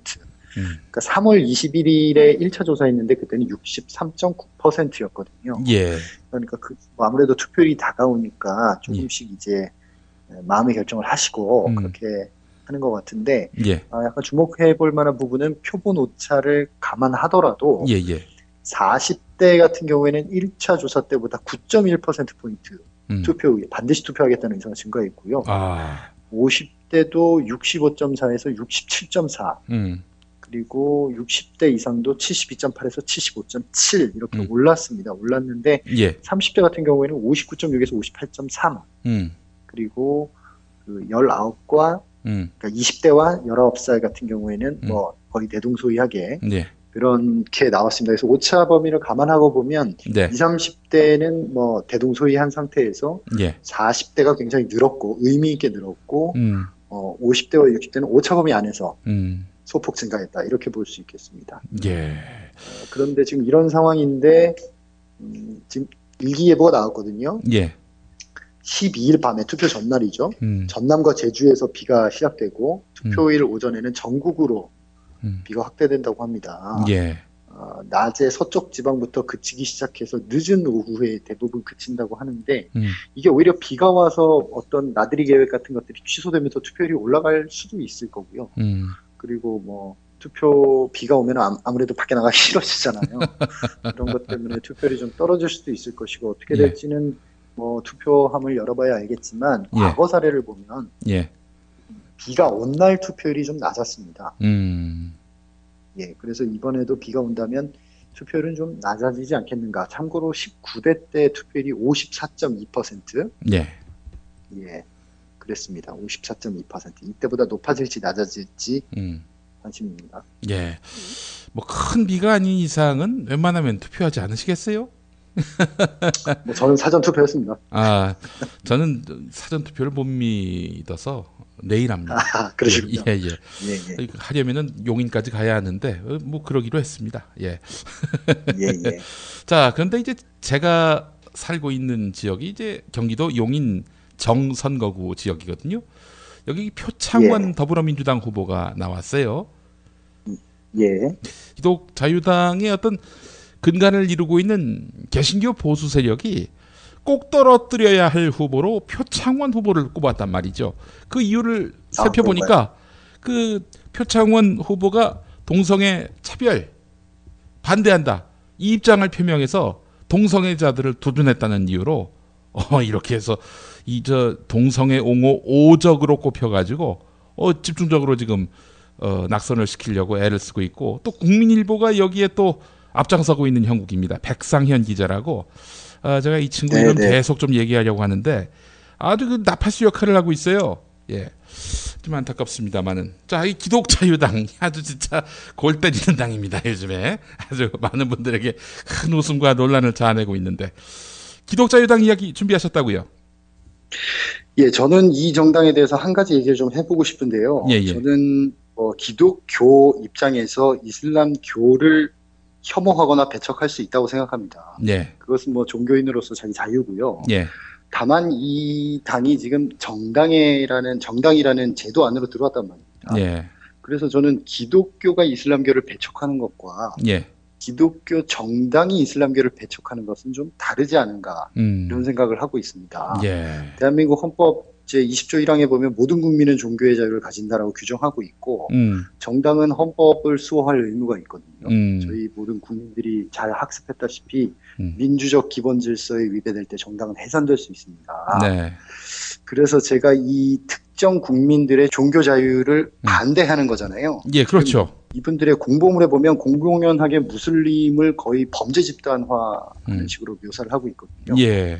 그래서 이것은 어떤 국민들 모두에게 보장된 종교의 자유, 우리 국민 중에도 무슬림 신도들이 있고요. 그럼요. 예. 그분들의 종교의 자유를 전면 부정하는 반헌법적인 내용의 공보물을 뿌리는 거 아니냐, 그런 내용을 주장하고 있는 정당이 대한민국 헌법체제 안에서 용인되는 것이냐, 이런 의문이 있습니다. 그래서 제가 법조인들에게 좀 물어봤는데 예. 굉장히 위헌적이다. 그것에는 다 동의를 합니다. 예. 위헌적이다는 건 동의를 하는데 네. 이것이 이제 형사처벌로 이어지기 쉽지 않다. 왜냐하면 특정 개인을 상대로 모욕이나 명예훼손을 한 게 아니라 무슬림이라는 전체 집단을 상대로 했기 때문에 예전에 강용석 전 의원이 아나운서 비하 발언 때 결국 대법원 가서 무죄가 나지 않았습니까? 예. 그때 대법원의 논리가 아나운서 전체를 대상으로 한 것이지 특정 개인 아나운서에 대해서 한 게 아니다. 따라서 누가 피해를 입었는지 특정되지 않는다. 이런 논리로 형사처벌을 면해줬거든요.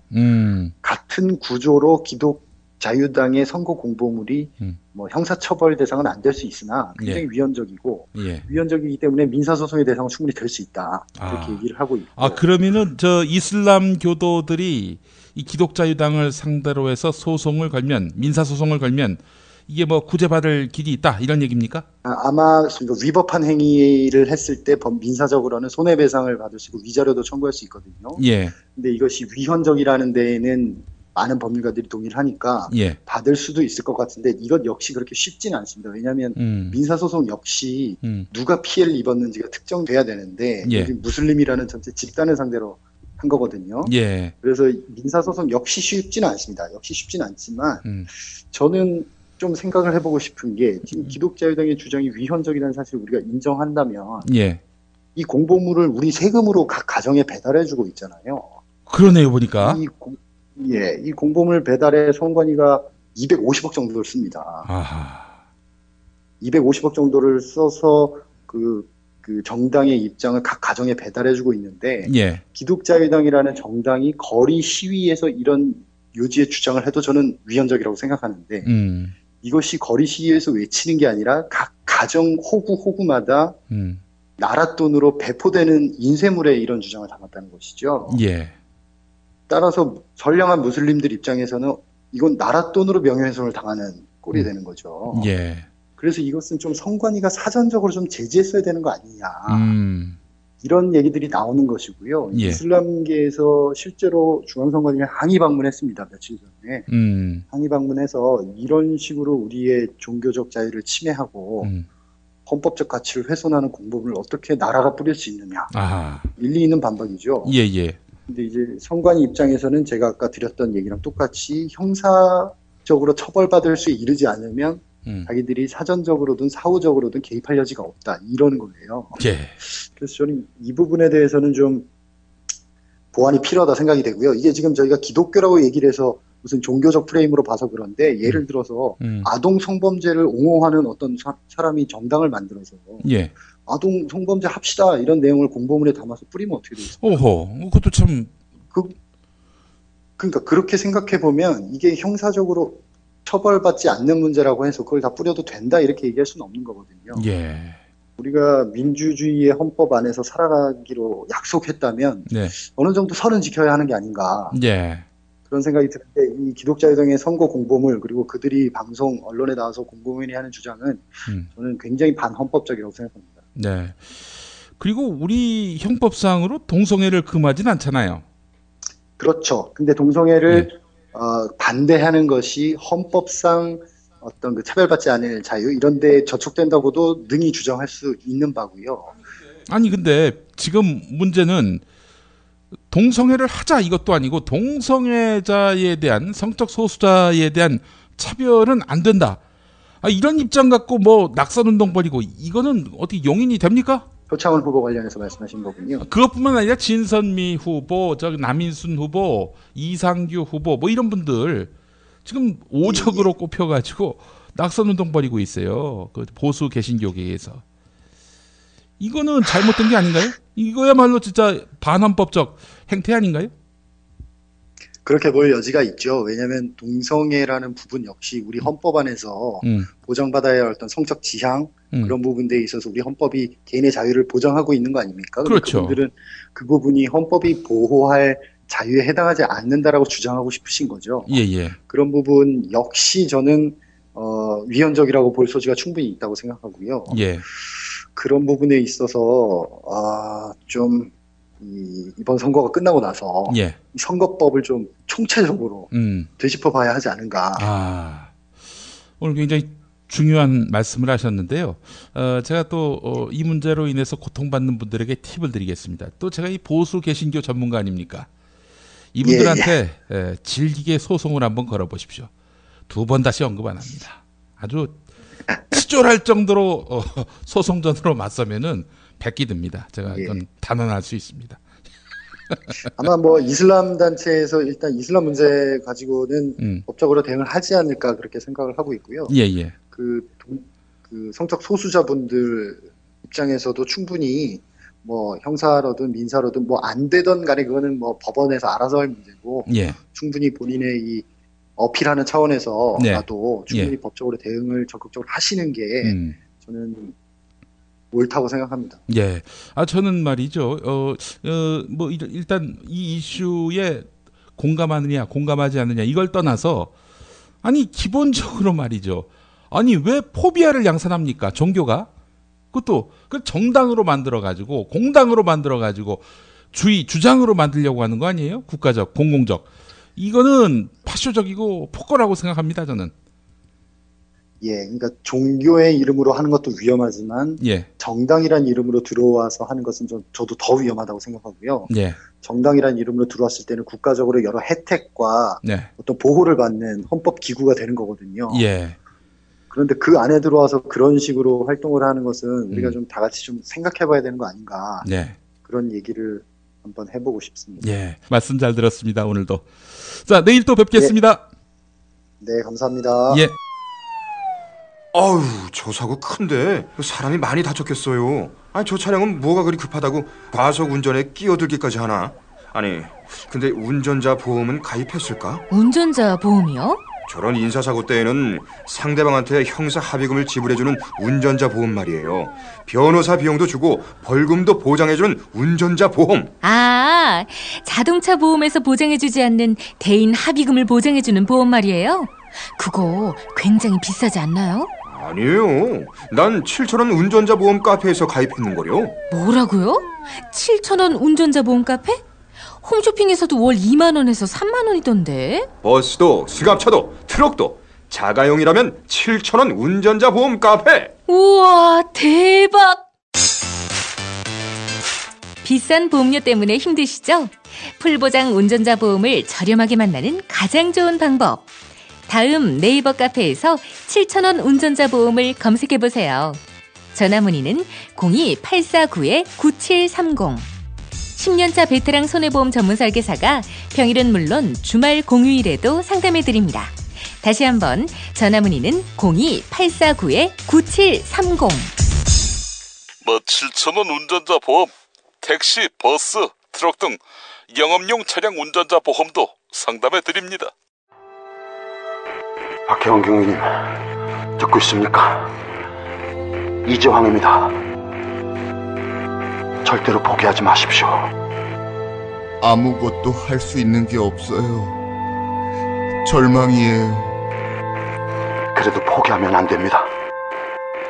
먼저 몸을 챙기셔야 합니다. 어떻게 하면 되죠? 알려주세요. 일단 전창걸닷컴에서 새싹당 공차를 주문하. 남자들은 꼭, 남자는 이지영 형사님, 전창걸닷컴에서 새싹당 공차. 열쇠는 새싹당 공차였어. 전화 구매는 070-8635-1288 070-8635-1288.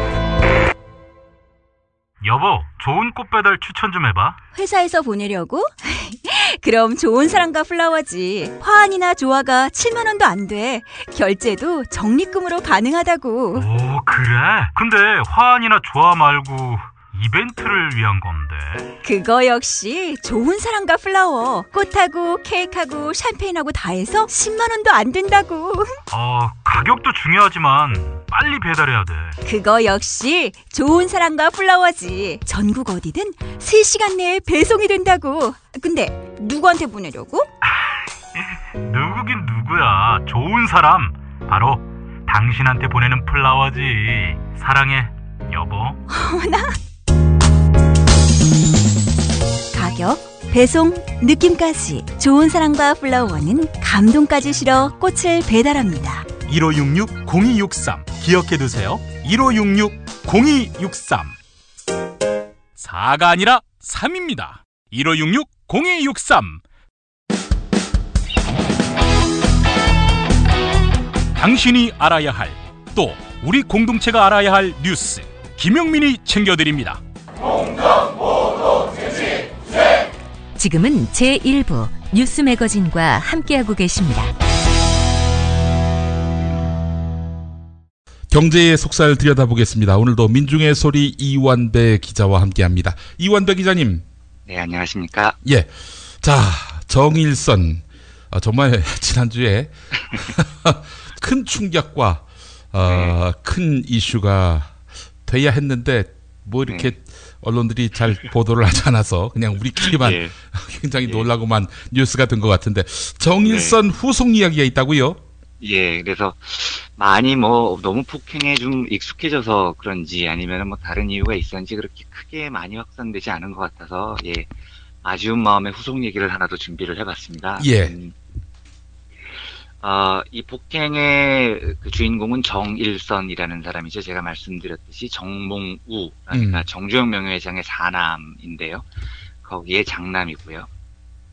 남동생이 2명이 더 있습니다. 예. 2명의 동생이 정문선, 정대선 이렇습니다. 근데 사실은 저는 이 3명의 형제 중에 정일선 사장에 대해서는 잘 몰랐고요. 예. 정문선, 정대선이라는 사람은 오히려 알고 있었습니다. 그런데 정일선 씨가 이번에 크게 사고를 치는 바람에 삼형제가 모두 다 제 머릿속에 아주 뚜렷이 각인이 됐는데요. 예. 우선 이 정문선 둘째 아들은 그 정일선 형과 마찬가지로 현대 B&G 스틸에서 근무를 하고요. 그리고 부사장으로 지금 일을 하고 있습니다. 예. 그리고 정대선이라는 사람은 이제 막내죠. 이 사람은 2008년에 독립을 해서 현대 BSNC라는 IT 기업의 지금 대표를 맡고 있고요. 그거보다도 더 유명한 건 이분의 그 아내 되시는 분이, 부인 되시는 분이 노현정. 예, 노현정 전 KBS 아나운서시죠. 그래서 그걸로 이제 많이 알려져 있는 분이기도 하고요. 그런데 이제 둘째 동생인 정문선이라는 분은, 이분은 왜 유명해지셨냐면, 예. 이건 이제 작년 10월에 미디어 오늘이 보도를 하면서 뭐 크게 많이 알려진 건 아닌데, 어쨌든 이분도 운전기사가 폭로를 해서, 예, 운전기사한테 쌍욕을 퍼부은 전력으로 이름을 알렸습니다. 그래서, 예. 이건 뭐 집안 대력이군요, 한마디로. 그렇죠. 그러니까 형제가 닮은 거죠. 예. 예. 근데 이제 이분은 미디어 오늘 기사에 따르면 2014년에 그 호텔 이발소에서 갈아입을 속옷하고 개인용품을 운전기사가 안 챙겨왔었다는 거예요. 그래서 야, 너 언어 정신장애가 있는 게 아니냐. 예. 귀 검사를 받아봐라. XX 이렇게 돼 있는데 XX면 아마 이게 시발이었을 것 같습니다. 그런데 욕설 수준이 얼마나 심했는지 예. 이발소 직원이 예. 나중에 양 씨한테 괜찮으시냐고 이렇게 물어봤을 정도였다고 해요. 예. 이 그 운전기사 성이 양 씨였는데 예. 이분이 나중에 이제 미디어오늘 기자한테 얘기를 했을 때는 인간적인 모욕감이 너무 심해서 예. 자살 충동이 들었을 정도다 이렇게 이야기를 했거든요. 예. 나중에 이제 정일선 그 첫째 이야기를 들어보니 그 운전기사들 증언이 작년 연말쯤부터 때리는 건 그만뒀다고 하더라고요. 욕설은 계속했는데 예. 이제 동생 정문선이 사고를 치고 난 다음에는 때리는 걸 그만뒀다고 해서 예. 예, 동생 덕에 폭행은 뭐 줄었다는 거죠. 예, 그런데 어쨌든 뭐 형제가 쌍으로 정말 잘 놀고 있습니다. 근데 제가 이때 제일 황당했던 게 예. 미디어오늘 기자가 이 정문선한테 전화를 해서 예. 왜 그렇게 욕설을 하셨냐 예. 이렇게 물어봤더니 해명을 이렇게 했습니다. 제가 쭉 그냥 그대로 읽어보겠습니다. 예. 욕설의 경우 예를 들면 예. 가까운 사이끼리 야 임마 열심히 해 예. 라는 것이 욕설이라고 한다면 할 수 있는데 그런 게 아니라면 아닌 것 같다. 이렇게 답을 했다는 거예요. 예.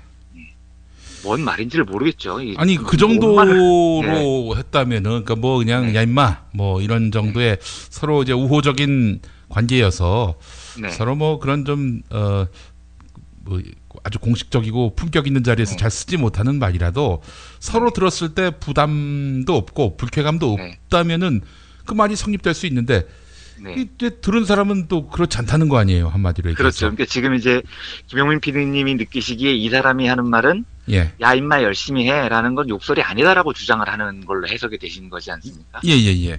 예, 그래서 저도 그렇게 해석이 됐거든요. 예. 그래서 제가 이제 기사에다가 그렇게 썼고 방송에도 지금 한번 해보겠습니다. 이걸 욕설이 아니라고 생각을 하신다니까요. 네, 정문선 씨, 야 임마 똑바로 살아. 저도 이제 욕설이 아닌 걸 한번 해봤습니다. 예. 아이고 얼마나 우호적인 분위기 예, 속에서. 이 부분은 절대로 이걸 욕설이라고 생각을 안 하신다니까요. 예. 근데 이제 이 사실 제가 그 지난주 토요일에도 소개를 해드렸지만 이 형제는 이렇게 미친 짓만 안 했으면 재벌가 3세 중에 좀 동정을 받을 소지가 있는 삶이었습니다. 그러니까 아버지가 이게 일찌감치 자살로 스스로 목숨을 끊으셨고 그래서요. 큰아버지의 보호 아래서 자랐으니까요. 그런데 이 스토리를 살펴보면 왜 아버지를 잃고 큰아버지 밑에서 사는데도 이 형제들이 이렇게 싸가지가 없게 자랐느냐를 짐작할 수 있는 대목이 있습니다. 예.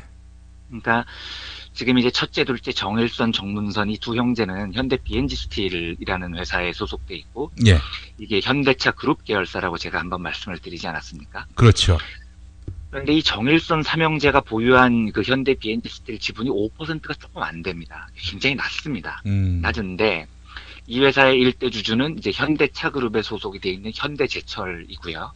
지분을 40% 넘게 들고 있습니다. 이게 무슨 얘기냐면 현대제철의 오너가 큰아버지인 정몽구인데 정몽구의 마음이 변하지 않는 한 이들 삼형제는 그냥 영원히 현대 BNG 스틸에서 왕노릇을 할 수 있다는 겁니다. 예. 큰아버지의 마음이 안 바뀐 거죠. 그리고 지금까지요.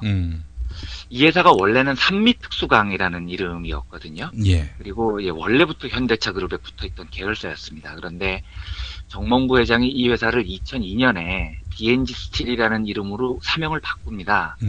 이 바꿀 때 이미 증권가에서는 어떤 얘기가 나왔냐면 왜 굳이 산미특수강을 BNG 스틸이라는 이름으로 바꿀까? 특이한 이름으로 바꾸는 거죠. 예. 그러니까 바꾸는 건 아마도 현대차, 기아차, 모비스 등 직계 회사들은 아들 정의선한테 물려주고 이 산미특수강은 조카 정일선 형제 몫으로 이미 이때부터 분류해놨다. 이런 소문이 나돌았었습니다. 예. 그리고 실제로 정일선 씨는 이 시기 33살이었을 텐데 이때부터 산미특수강의 전무였었거든요. 그리고 현대차 그룹이 이 현대 BNG 스틸을 정말로 엄청나게 키워줍니다. 대놓고 일감을 몰아줬었습니다. 그래서 2014년 통계를 보면 현대 BNG 스틸이 3분기까지 올린 매출이 5,476억 원이었는데 절반에 가까운 2,439억 원이 전부 내부 거래였습니다. 그러니까 주요 고객이 현대차, 기아차 뭐 이런 곳이죠. 그러니까 이 회사는 경영자가 필요 없는 회사입니다. 그냥 강판 만들면 현대차하고 기아차한테 납품을 하면은 자연스럽게 커지는 회사였던 거죠. 예. 그런데 문제가 뭐냐면 네. 이걸 공정거래법으로 걸 수가 없다는 데 있습니다. 아, 제어가 그래요? 안 되는 겁니다. 예. 내부 거래인데. 그러니까요. 근데 이게 공정거래법에는 이렇게 내부 거래를 많이 하는 걸 제어를 할 때 어떤 회사를 대상으로 제어를 하냐면 예. 총수 일가 지분이 30%가 넘을 때입니다. 이러면 내부 일감 물어주기로 총수 재산을 돌려주는 거니 이건 안 된다. 해서 이제 공정거래법에서는 요때 딱 막는 거거든요. 예. 근데 이 회사는 보면 정일선 형제는 5%도 안 가지고 있습니다. 그리고 그러니까 이게 공정거래법으로 안 걸리는 거죠. 그러면은 야 공정거래법에 안 걸린다는 얘기는 총수 지분이 너무 낮아서 예. 지배력이 약한 거 아니냐? 이건 또 아닙니다. 현대제철이 40%나 들고 있기 때문에 그리고 현대제철은 정몽구가 지배를 하고 있기 때문에 정몽구의 마음이 바뀌지 않는 한 그 아들인 정의선의 마음이 바뀌지 않는 한 이들 삼형제는 그냥 영원히 현대 BNG 스틸을 가지고 놀 수 있는 겁니다. 그런데 내부 일감 몰아주기는 공정거래법으로 안 걸리는 거죠. 여기 BNG 스틸이면은 이제 철강을 만드는 거 아니에요? 그렇죠. 네, 그렇습니다. 여기 금수저도 만듭니까? 그렇죠. 결국은 철강을 만드는 건 페이크고 금수저 삼형제를 만들어내고 있는 거였습니다. 그렇죠? 참. 그 노현정 아나운서하고 결혼을 한 그 막내 동생 정대선이요. 예예. 이 사람은 2008년에요. 부산의 벤처기업 IT 기업인 유시테크라는 회사를 인수를 합니다. 예. 유시테크를 인수를 했는데 이 정대선이라는 사람이 회사를 인수를 하자마자 제품을 그러니까 막 이 IT 업계의 무슨 프로젝트를 막 따내는데 따내는 프로젝트가 전부 어디서 나오냐면 현대중공업에서 나옵니다. 그러니까 요 아들은 셋째 아들은 현대중공업 그룹이 밀어주기로 한 겁니다. 그래서 IT 기업 인수하자마자 제품 수명관리 프로젝트 현대중공업으로부터 땄고요. 그 다음엔 ERP 구축 운용 및 기능 개선에 관한 컨설팅도 따냈습니다. 예. 그리고 이제 나중에는 정몽우의 사촌 동생이죠. 지금 현대산업개발이고 그 회장인 정몽규 회장이 이끄는 현대산업개발에서도 얘네들한테 일감을 몰아줍니다. 예. 그래서 이 일을 이제 2015년에 현대중공업이 한번 폭로를 한 적이 있었는데요. 예. 2012년 통계를 보면 그 회사 이름이 이제 현대 BSNC인데요. 예. 이 회사가 올린 매출의 46%는 다 현대중공업에서 거래해서 따냈다는 겁니다. 그리고 이제 그 현대산업개발이 몰아준 것까지 합치면 50% 넘는 매출을 정씨 일가로부터 따낸 거죠. 그러니까 정씨는 하나다 이런 일념 아래 이 지금 이 조카를 열심히 키워준 겁니다. 그래서 이 회사가 원래는 2009년 매출이 282억 원밖에 안 됐었어요. 예. 그런데 2015년 매출이 5배 넘게 늘어났습니다. 지금은 1,532억 원의 매출을 올리는 회사로 성장을 했거든요. 예예. 그런데 이것도 공정거래법으로 제어가 안 되는 겁니다. 왜 안 되냐면 같은 계열사가 아니거든요. 그러니까 현대 BSNC라는 회사는 현대중공업하고 공식적으로 계열사 관계가 아닙니다. 현대산업개발그룹하고도 공식적으로 아무 관계가 아닙니다. 다 계열 분리가 돼 있는 회사들입니다. 예. 그런데 조카라는 이유로 열심히 밀어줬더니 이거는 뭐 공정거래법에 도저히 법으로는 제어가 안 되는 거죠. 그러니까 이 정씨문중들은 피는 법보다 강하다고 해서 정씨 일가니까 조카를 열심히 키워주는데 국내 공정거래법이 할 수 있는 일은 아무것도 없는 겁니다. 그러니까 이들 삼형제가 사업을 하면서 참 어려운 일도 겪고 세상에 참 만만치 않구나 이런 걸 겪으면 네. 아무래도 사람이 좀 겸손해지고요. 세상을 배우는데 네. 이들 삼형제는 그럴 일이 하나도 없었다는 거죠. 예. 얘네들이 감사를 해야 되는 건 자기 사업이 잘 돼서 감사를 해야 하는 건 세상이 아니고 정몽구, 정몽준, 정몽규, 네. 몽몽몽몽몽몽 아버지 형제들밖에 없는 겁니다. 이 사람들이 감사를 해야 되는 사람이. 아니 이렇게 집안끼리 서로 밀어주는 끈끈한 정이 있다면 네. 돌아가신 형님의 아내분이 지금 이끌고 있는 현대그룹도 좀 도와줘야 되는 거 아닌가요? 인지상정이라면. 그런데 근데 그거는 제가 한번 말씀드렸듯이 이미 원수가 돼버렸으니 예. 거기는 오히려 짓밟으려 하고 있고 마음에 좀 맞는 조카들은 키워주고 예. 우리나라 재벌들이 지금 이렇습니다. 그래서 제가 이제 주말에 진짜 곰곰이 생각을 해봤는데 아무리 생각해도 정말 이 제정신이 아닌 사람들에게 대기업을 맡기는 일은 이젠 정말 제어를 해야 될 때가 됐습니다. 네. 그렇다고 어떻게 사유재산을 건드리느냐 이렇게 반문을 한다면 다인간적으로 살펴보자. 네. 저 사람들이 지금 재산 불려온 과정을 살펴보면 도대체 저게 저 사람들의 사유재산이기는 한 거냐. 나는 동의가 안 된다. 예. 나는 도저히 동의가 안 된다고 생각을 합니다. 그래서 이 정신 나간 사람들을 경영해서 끌어내려야 하는 일이 필요하다고 생각하고요. 빨리 좀 제어를 할 수 있는 시대가 됐으면 좋겠습니다. 예, 알겠습니다. 자, 다음 소식 한번 살펴보겠습니다. 고용노동부가 총선을 앞두고 통계를 발표했는데 네. 고용노동부가 발표한 것이 대한민국 최저임금 인상률이 OECD 1위다. 그러니까 지금 뭐 최저임금 올려라 뭐 이런 노동계의 요구가 있긴 하지만 많이 올려주고 있는 것이다. 뭐 이런 식의 이야기를 하려는 것일까요? 그렇죠. 네. 정확하게 이제 그 내용이 일요일 날 발표가 됐는데요. 지금 사실은 시기가 아주 기묘합니다. 그러니까 7일에 내년도 최저임금을 결정하는 최저임금위원회가 첫 회의를 가졌습니다. 그래서 이제부터 한 2, 3개월 동안 길고 긴 협상이 시작이 되는데 하필이면은 이 협상이 시작되자마자 고용노동부가 뜬금없이 일요일에 우리나라 최저임금 증가율이 OECD 회원국 중에 제일 높다 이렇게 발표를 한 겁니다. 그래서 발표 제목이 OECD 국제비교 시사점이라는 제목이었고요. 2001년부터 2014년까지 우리나라 실질 최저임금 증가율은 73.0%다.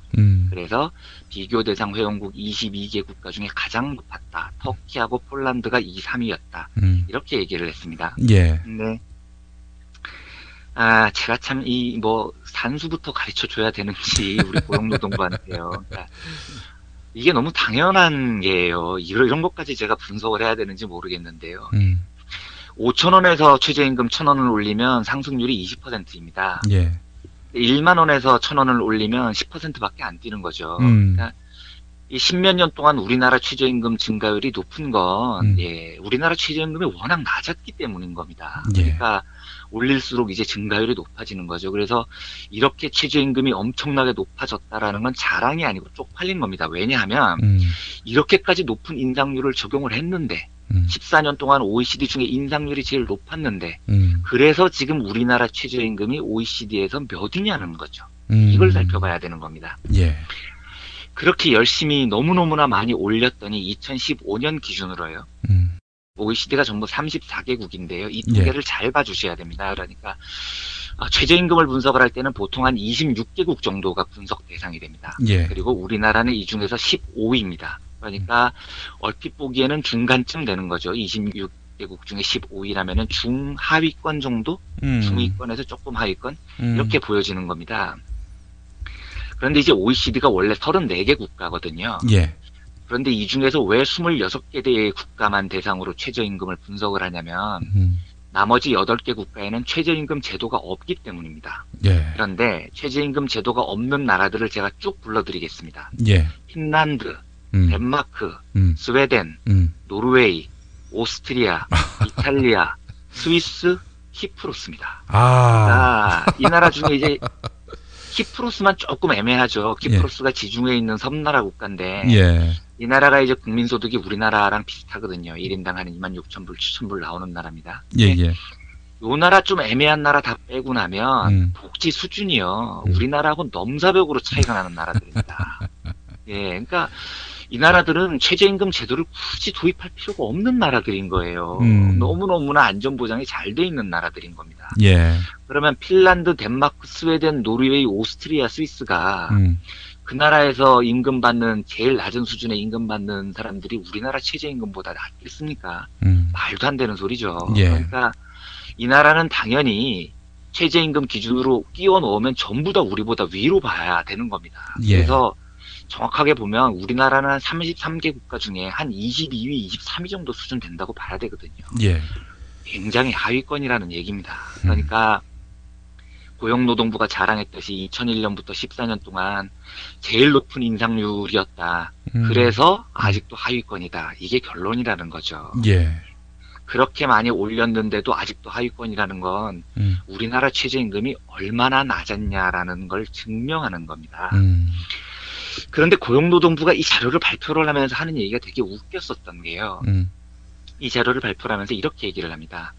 그럼에도 불구하고 우리나라의 대기업과 정규직 중심의 상위 10% 노동자들은 굉장히 이 임금 수준이 뛰어나다 이런 자료를 발표를 합니다. 예. 국종별 대표 기업이 이 소득을 보면 자동차는 일본 토요타보다도 높고 조선은 미쓰비시 중공업보다 높다 이런 자료를 발표를 합니다. 예. 그러니까 이 통계도 사실은 제가 반론을 하면 얼마든지 할 수 있는데 뭐 일단 넘어가기로 하고요. 그래서 이 얘기를 하면서 결론을 어떻게 내리냐면 예.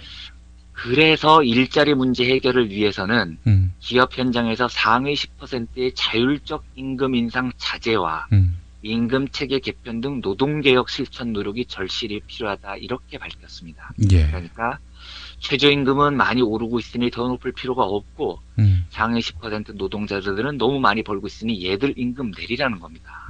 이렇게 해서 노동양극화를 해소를 하자는 거죠. 예. 그 결론은 노동개혁하자는 겁니다.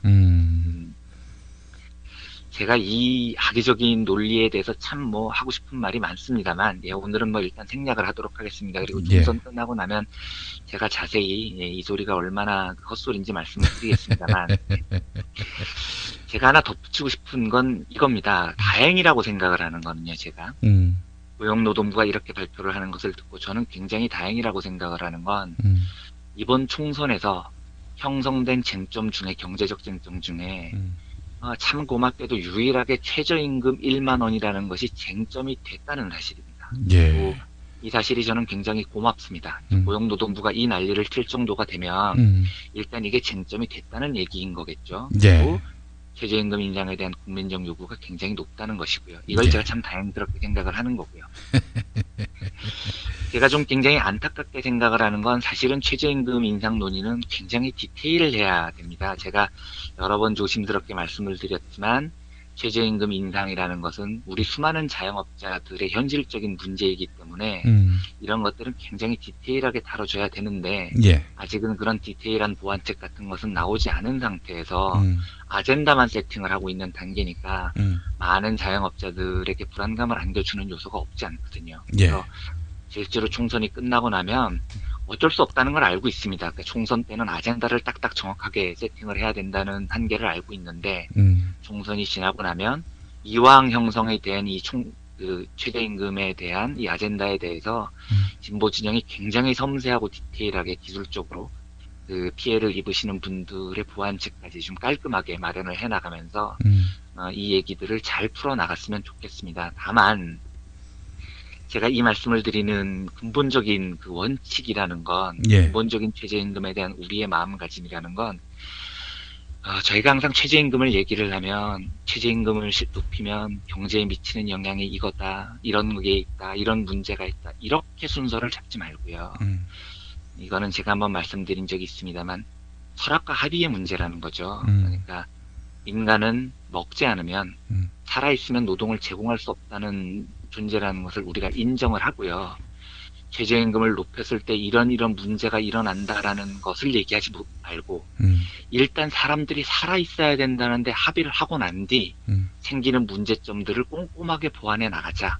이런 식으로 주어하고 수어를 좀 바꿔서 철학과 관점을 바꾸는 계기가 됐으면 좋겠다는 생각이 들고요. 예. 그래서 총선이 끝난 다음에는 최저임금 어젠다를 진보 진영이 잘 세팅해 나가고 그 전제 위에서 우리 중소상공인들을 보호하는 여러 가지 보완책들이 마련됐으면 좋겠습니다. 예. 결국은 최저임금에 대한 우리 국가의 철학이 또 사고가 또 우리 국민들의 생각이 우리 국민들의 삶을 가장 우선시 한다라는 이 바탕 위에서 시작되는 그런 좀 기적이 발휘됐으면 좋겠다는 소망을 말씀드리고 오늘은 이 정도로 마무리를 하겠습니다. 예.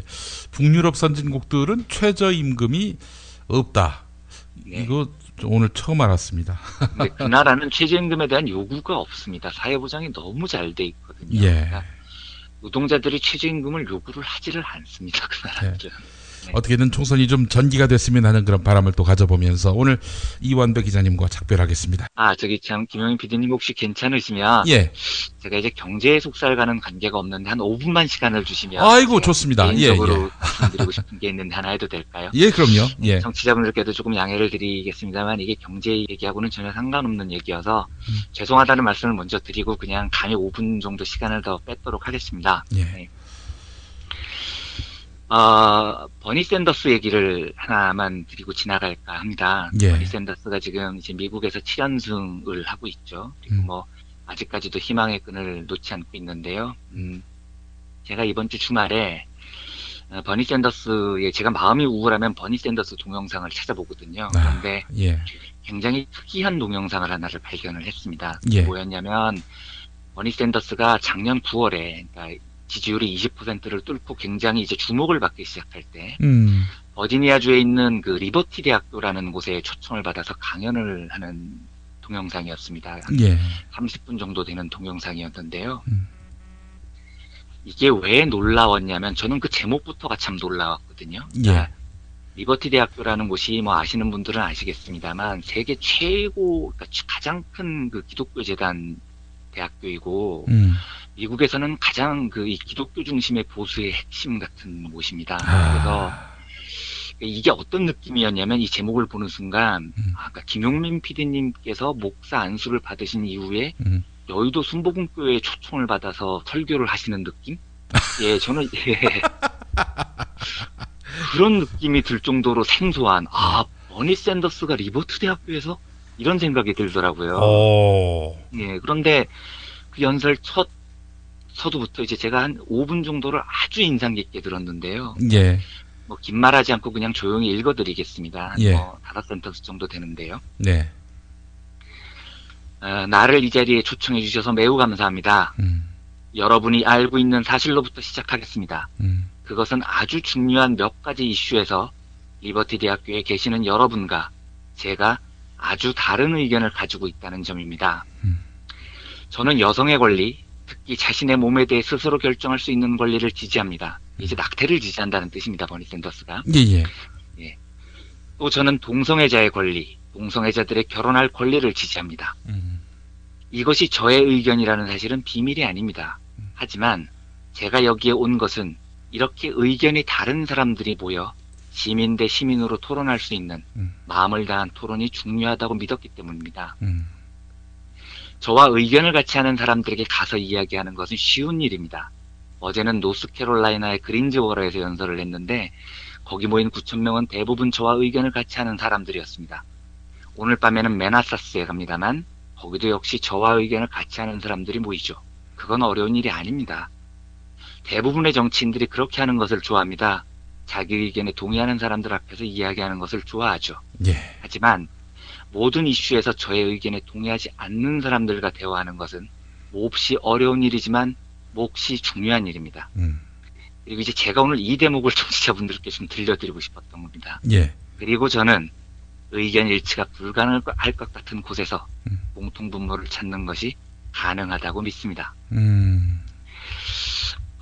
이제 제가 굉장히 주제넘은 이야기라는 걸 알고 있습니다. 이게 좀 청취자분들을 불편하게 할 수도 있다는 것도 알고 있는데요. 이제 내일이 저희 총선입니다. 그런데, 저희 청취자분들께서 저도 그랬습니다만, 한국 사회의 시스템에 동의하지 않거나 어쨌든 어떤 정치적인 의견을 가지신 분들이 조금 울분이 차고 화가 나고 했을 때 많이 하는 일들이 비슷한 생각을 가진 사람들끼리 모여서 목소리를 높이고 함께 성토하고 다른 사람이 저와 같은 생각을 갖고 있다는 확인 속에 의지가 되는 겁니다. 그런데 제가 주제넘게 말씀을 드리면 그 일은 저는 총선이 지난 뒤에 해도 듣지 않을 거라고 생각을 합니다. 제가 무슨 말씀을 드리고 싶냐면 저도 이제 오늘 하루는 그럴 생각인데요. 오늘 하루만큼은 버니 샌더스가 했던 것처럼 저와 생각이 같은 사람과 전화를 하거나 카카오톡을 하거나 메신저를 하거나 이야기를 나누면서 같은 생각이 가진 사람들과 같은 생각을 확인하는 것보다 저와 생각이 다른 사람들과 통화를 하고 저와 생각이 다르지만 아주 까리한 사람들과 이야기를 나눴으면 좋겠다는 말씀을 드리고 싶어서였습니다. 그 버니 샌더스의 연설을 들어보면 30분 동안 정말로 적진의 심장에 들어서서 30분 동안 정말로 우아하고 품위를 한순간도 잃지 않고 그리고 겸손하게 자기의 의견을 설득을 합니다. 그래서 제가 굉장히 그게 인상 깊었고요. 저도 이제 선거가 하루 남았는데 단지 온라인에서 페이스북에서 투표 동료 이런 게 아니라 예. 저와 생각이 같은 사람들을 동료하는 것이 아니라 예. 내일 하루만큼은 저와 생각이 조금 다르거나 어디에 있을지 모르는 사람들을 만나서 진심을 다해서 설득을 한번 해볼 생각입니다. 그리고 예, 제가 던지는 한 표가 예. 한 표가 아니라 2표 이상이 될 수 있기를 저는 바라고 있거든요. 그래서 예. 제가 감히 부탁을 드리는 건 오늘 하루만큼은 제 생각에 만약에 동의를 해주시는 분들이라면 같은 생각을 가진 사람들을 만나는 것보다 다른 생각을 가지는 사람들을 만나주셨으면 합니다. 그래서 각자의 한 표가 내일은 2표가 되면 저희가 좀 세상이 좋아지는 시간이 조금 더 빨리 오지 않을까 이런 생각에서 제가 주변함께 말씀을 드려왔습니다. 예, 알겠습니다. 저도 굉장히 많은 부분을 깨닫게 되는군요. 소통하는 사람들끼리만 투표 열심히 하자. 그리고 바른 선택을 하자. 이런 얘기하는 게 썩 중요하진 않거든요. 네, 그거는 내일 모레부터 해도 되거든요. 내일 모레부터 해도 됩니다. 예. 더 중요한 일을 저도 내일 실천해 보겠습니다. 이완배 기자님 수고하셨습니다. 네, 감사합니다. 예. 여러분 안녕하세요. 민중의 소리 아나운서 정혜림입니다. 이 어묵한 여왕님 치아에서 다들 잘 견디고 계시죠? 오늘도 종편의 주옥 같은 헛소리에 혼이 정상인 듯 정상 아닌 비정상 같은 여왕님의 우주 타령에 고구마 100개쯤 한꺼번에 삼킨 듯 답답한 마음에 죄 없는 가슴팍만 두들겨대고 계세요. 이젠 시원한 사이다 같은 민중의 소리와 함께하세요. 잘 키운 진보 언론 열종편 안 부럽습니다. 한 달 10,000원 소액 CMS 후원으로 민중의 소리에 큰 힘이 되어주세요. 1661-0451 1661-0451 전화 기다릴게요.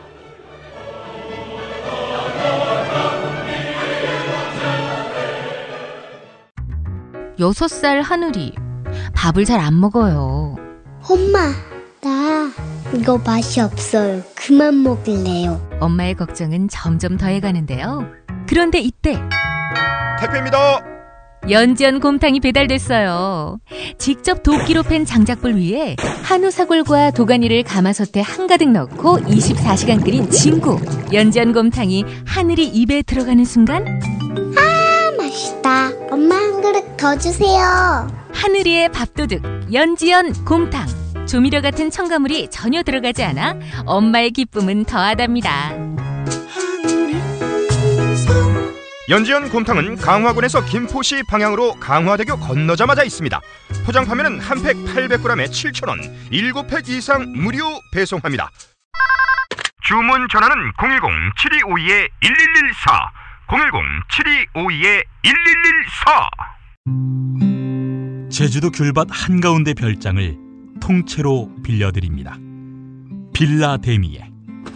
방문 열면 보이는 한라산, 7분 거리의 협재 해수욕장, 마당 앞 바비큐 파티까지 반려동물도 행복합니다. 제주 한경면 저지 11길에 위치한 빌라 데미에. 가장 제주다운 제주의 집 빌라 데미에로 여러분을 초대합니다. 자세한 정보는 페이스북 검색창에서 빌라 데미에 또는 010-7536-6465 010-7536-6465로 구하실 수 있습니다.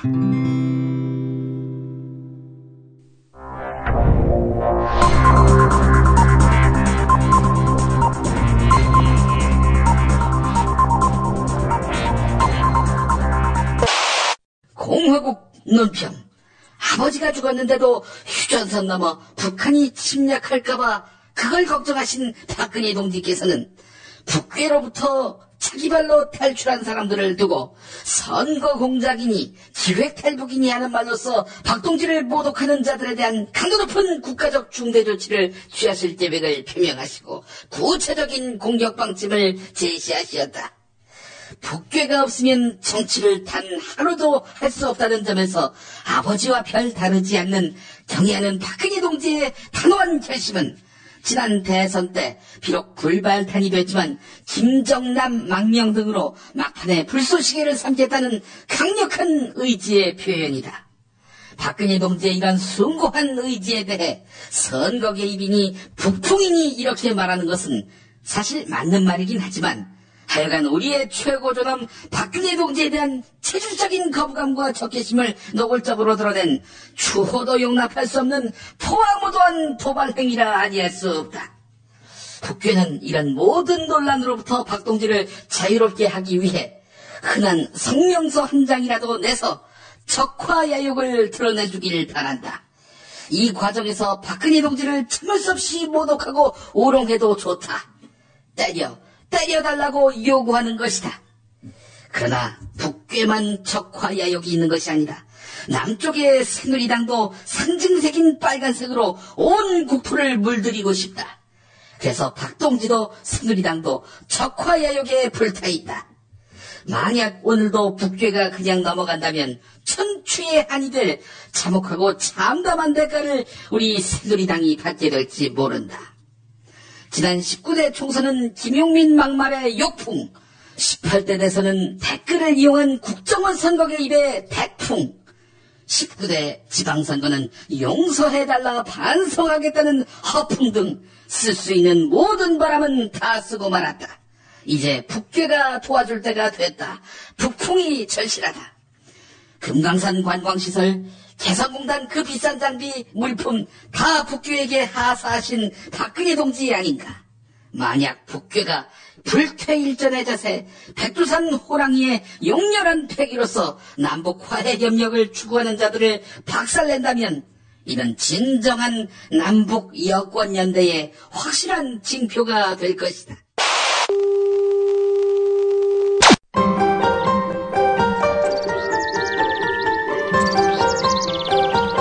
오늘의 날씨.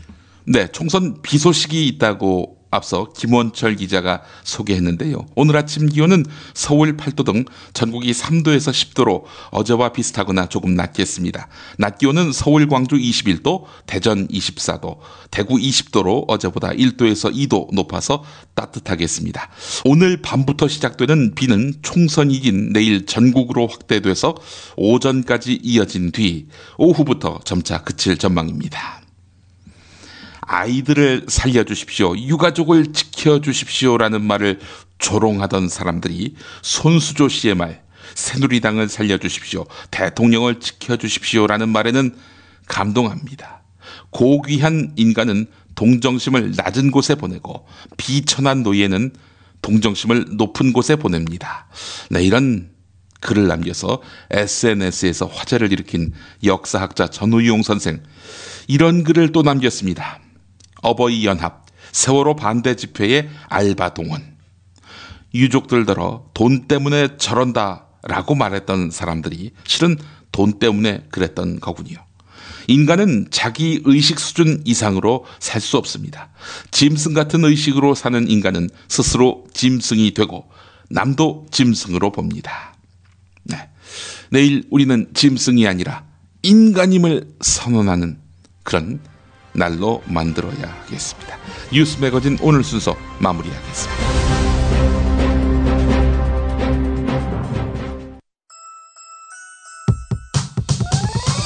이번 방송 괜찮았나요? 작별의 여운 이렇게 표시해주세요. 다운로드하기, 댓글 달기, 구독하기, 별점 주기. 더 좋은 방송 만들어달라는 약속 이렇게 응원해주세요. 다운로드하기, 댓글 달기, 구독하기, 별점 주기. 기억하셨죠? 다운로드하기, 댓글 달기, 구독하기, 별점 주기.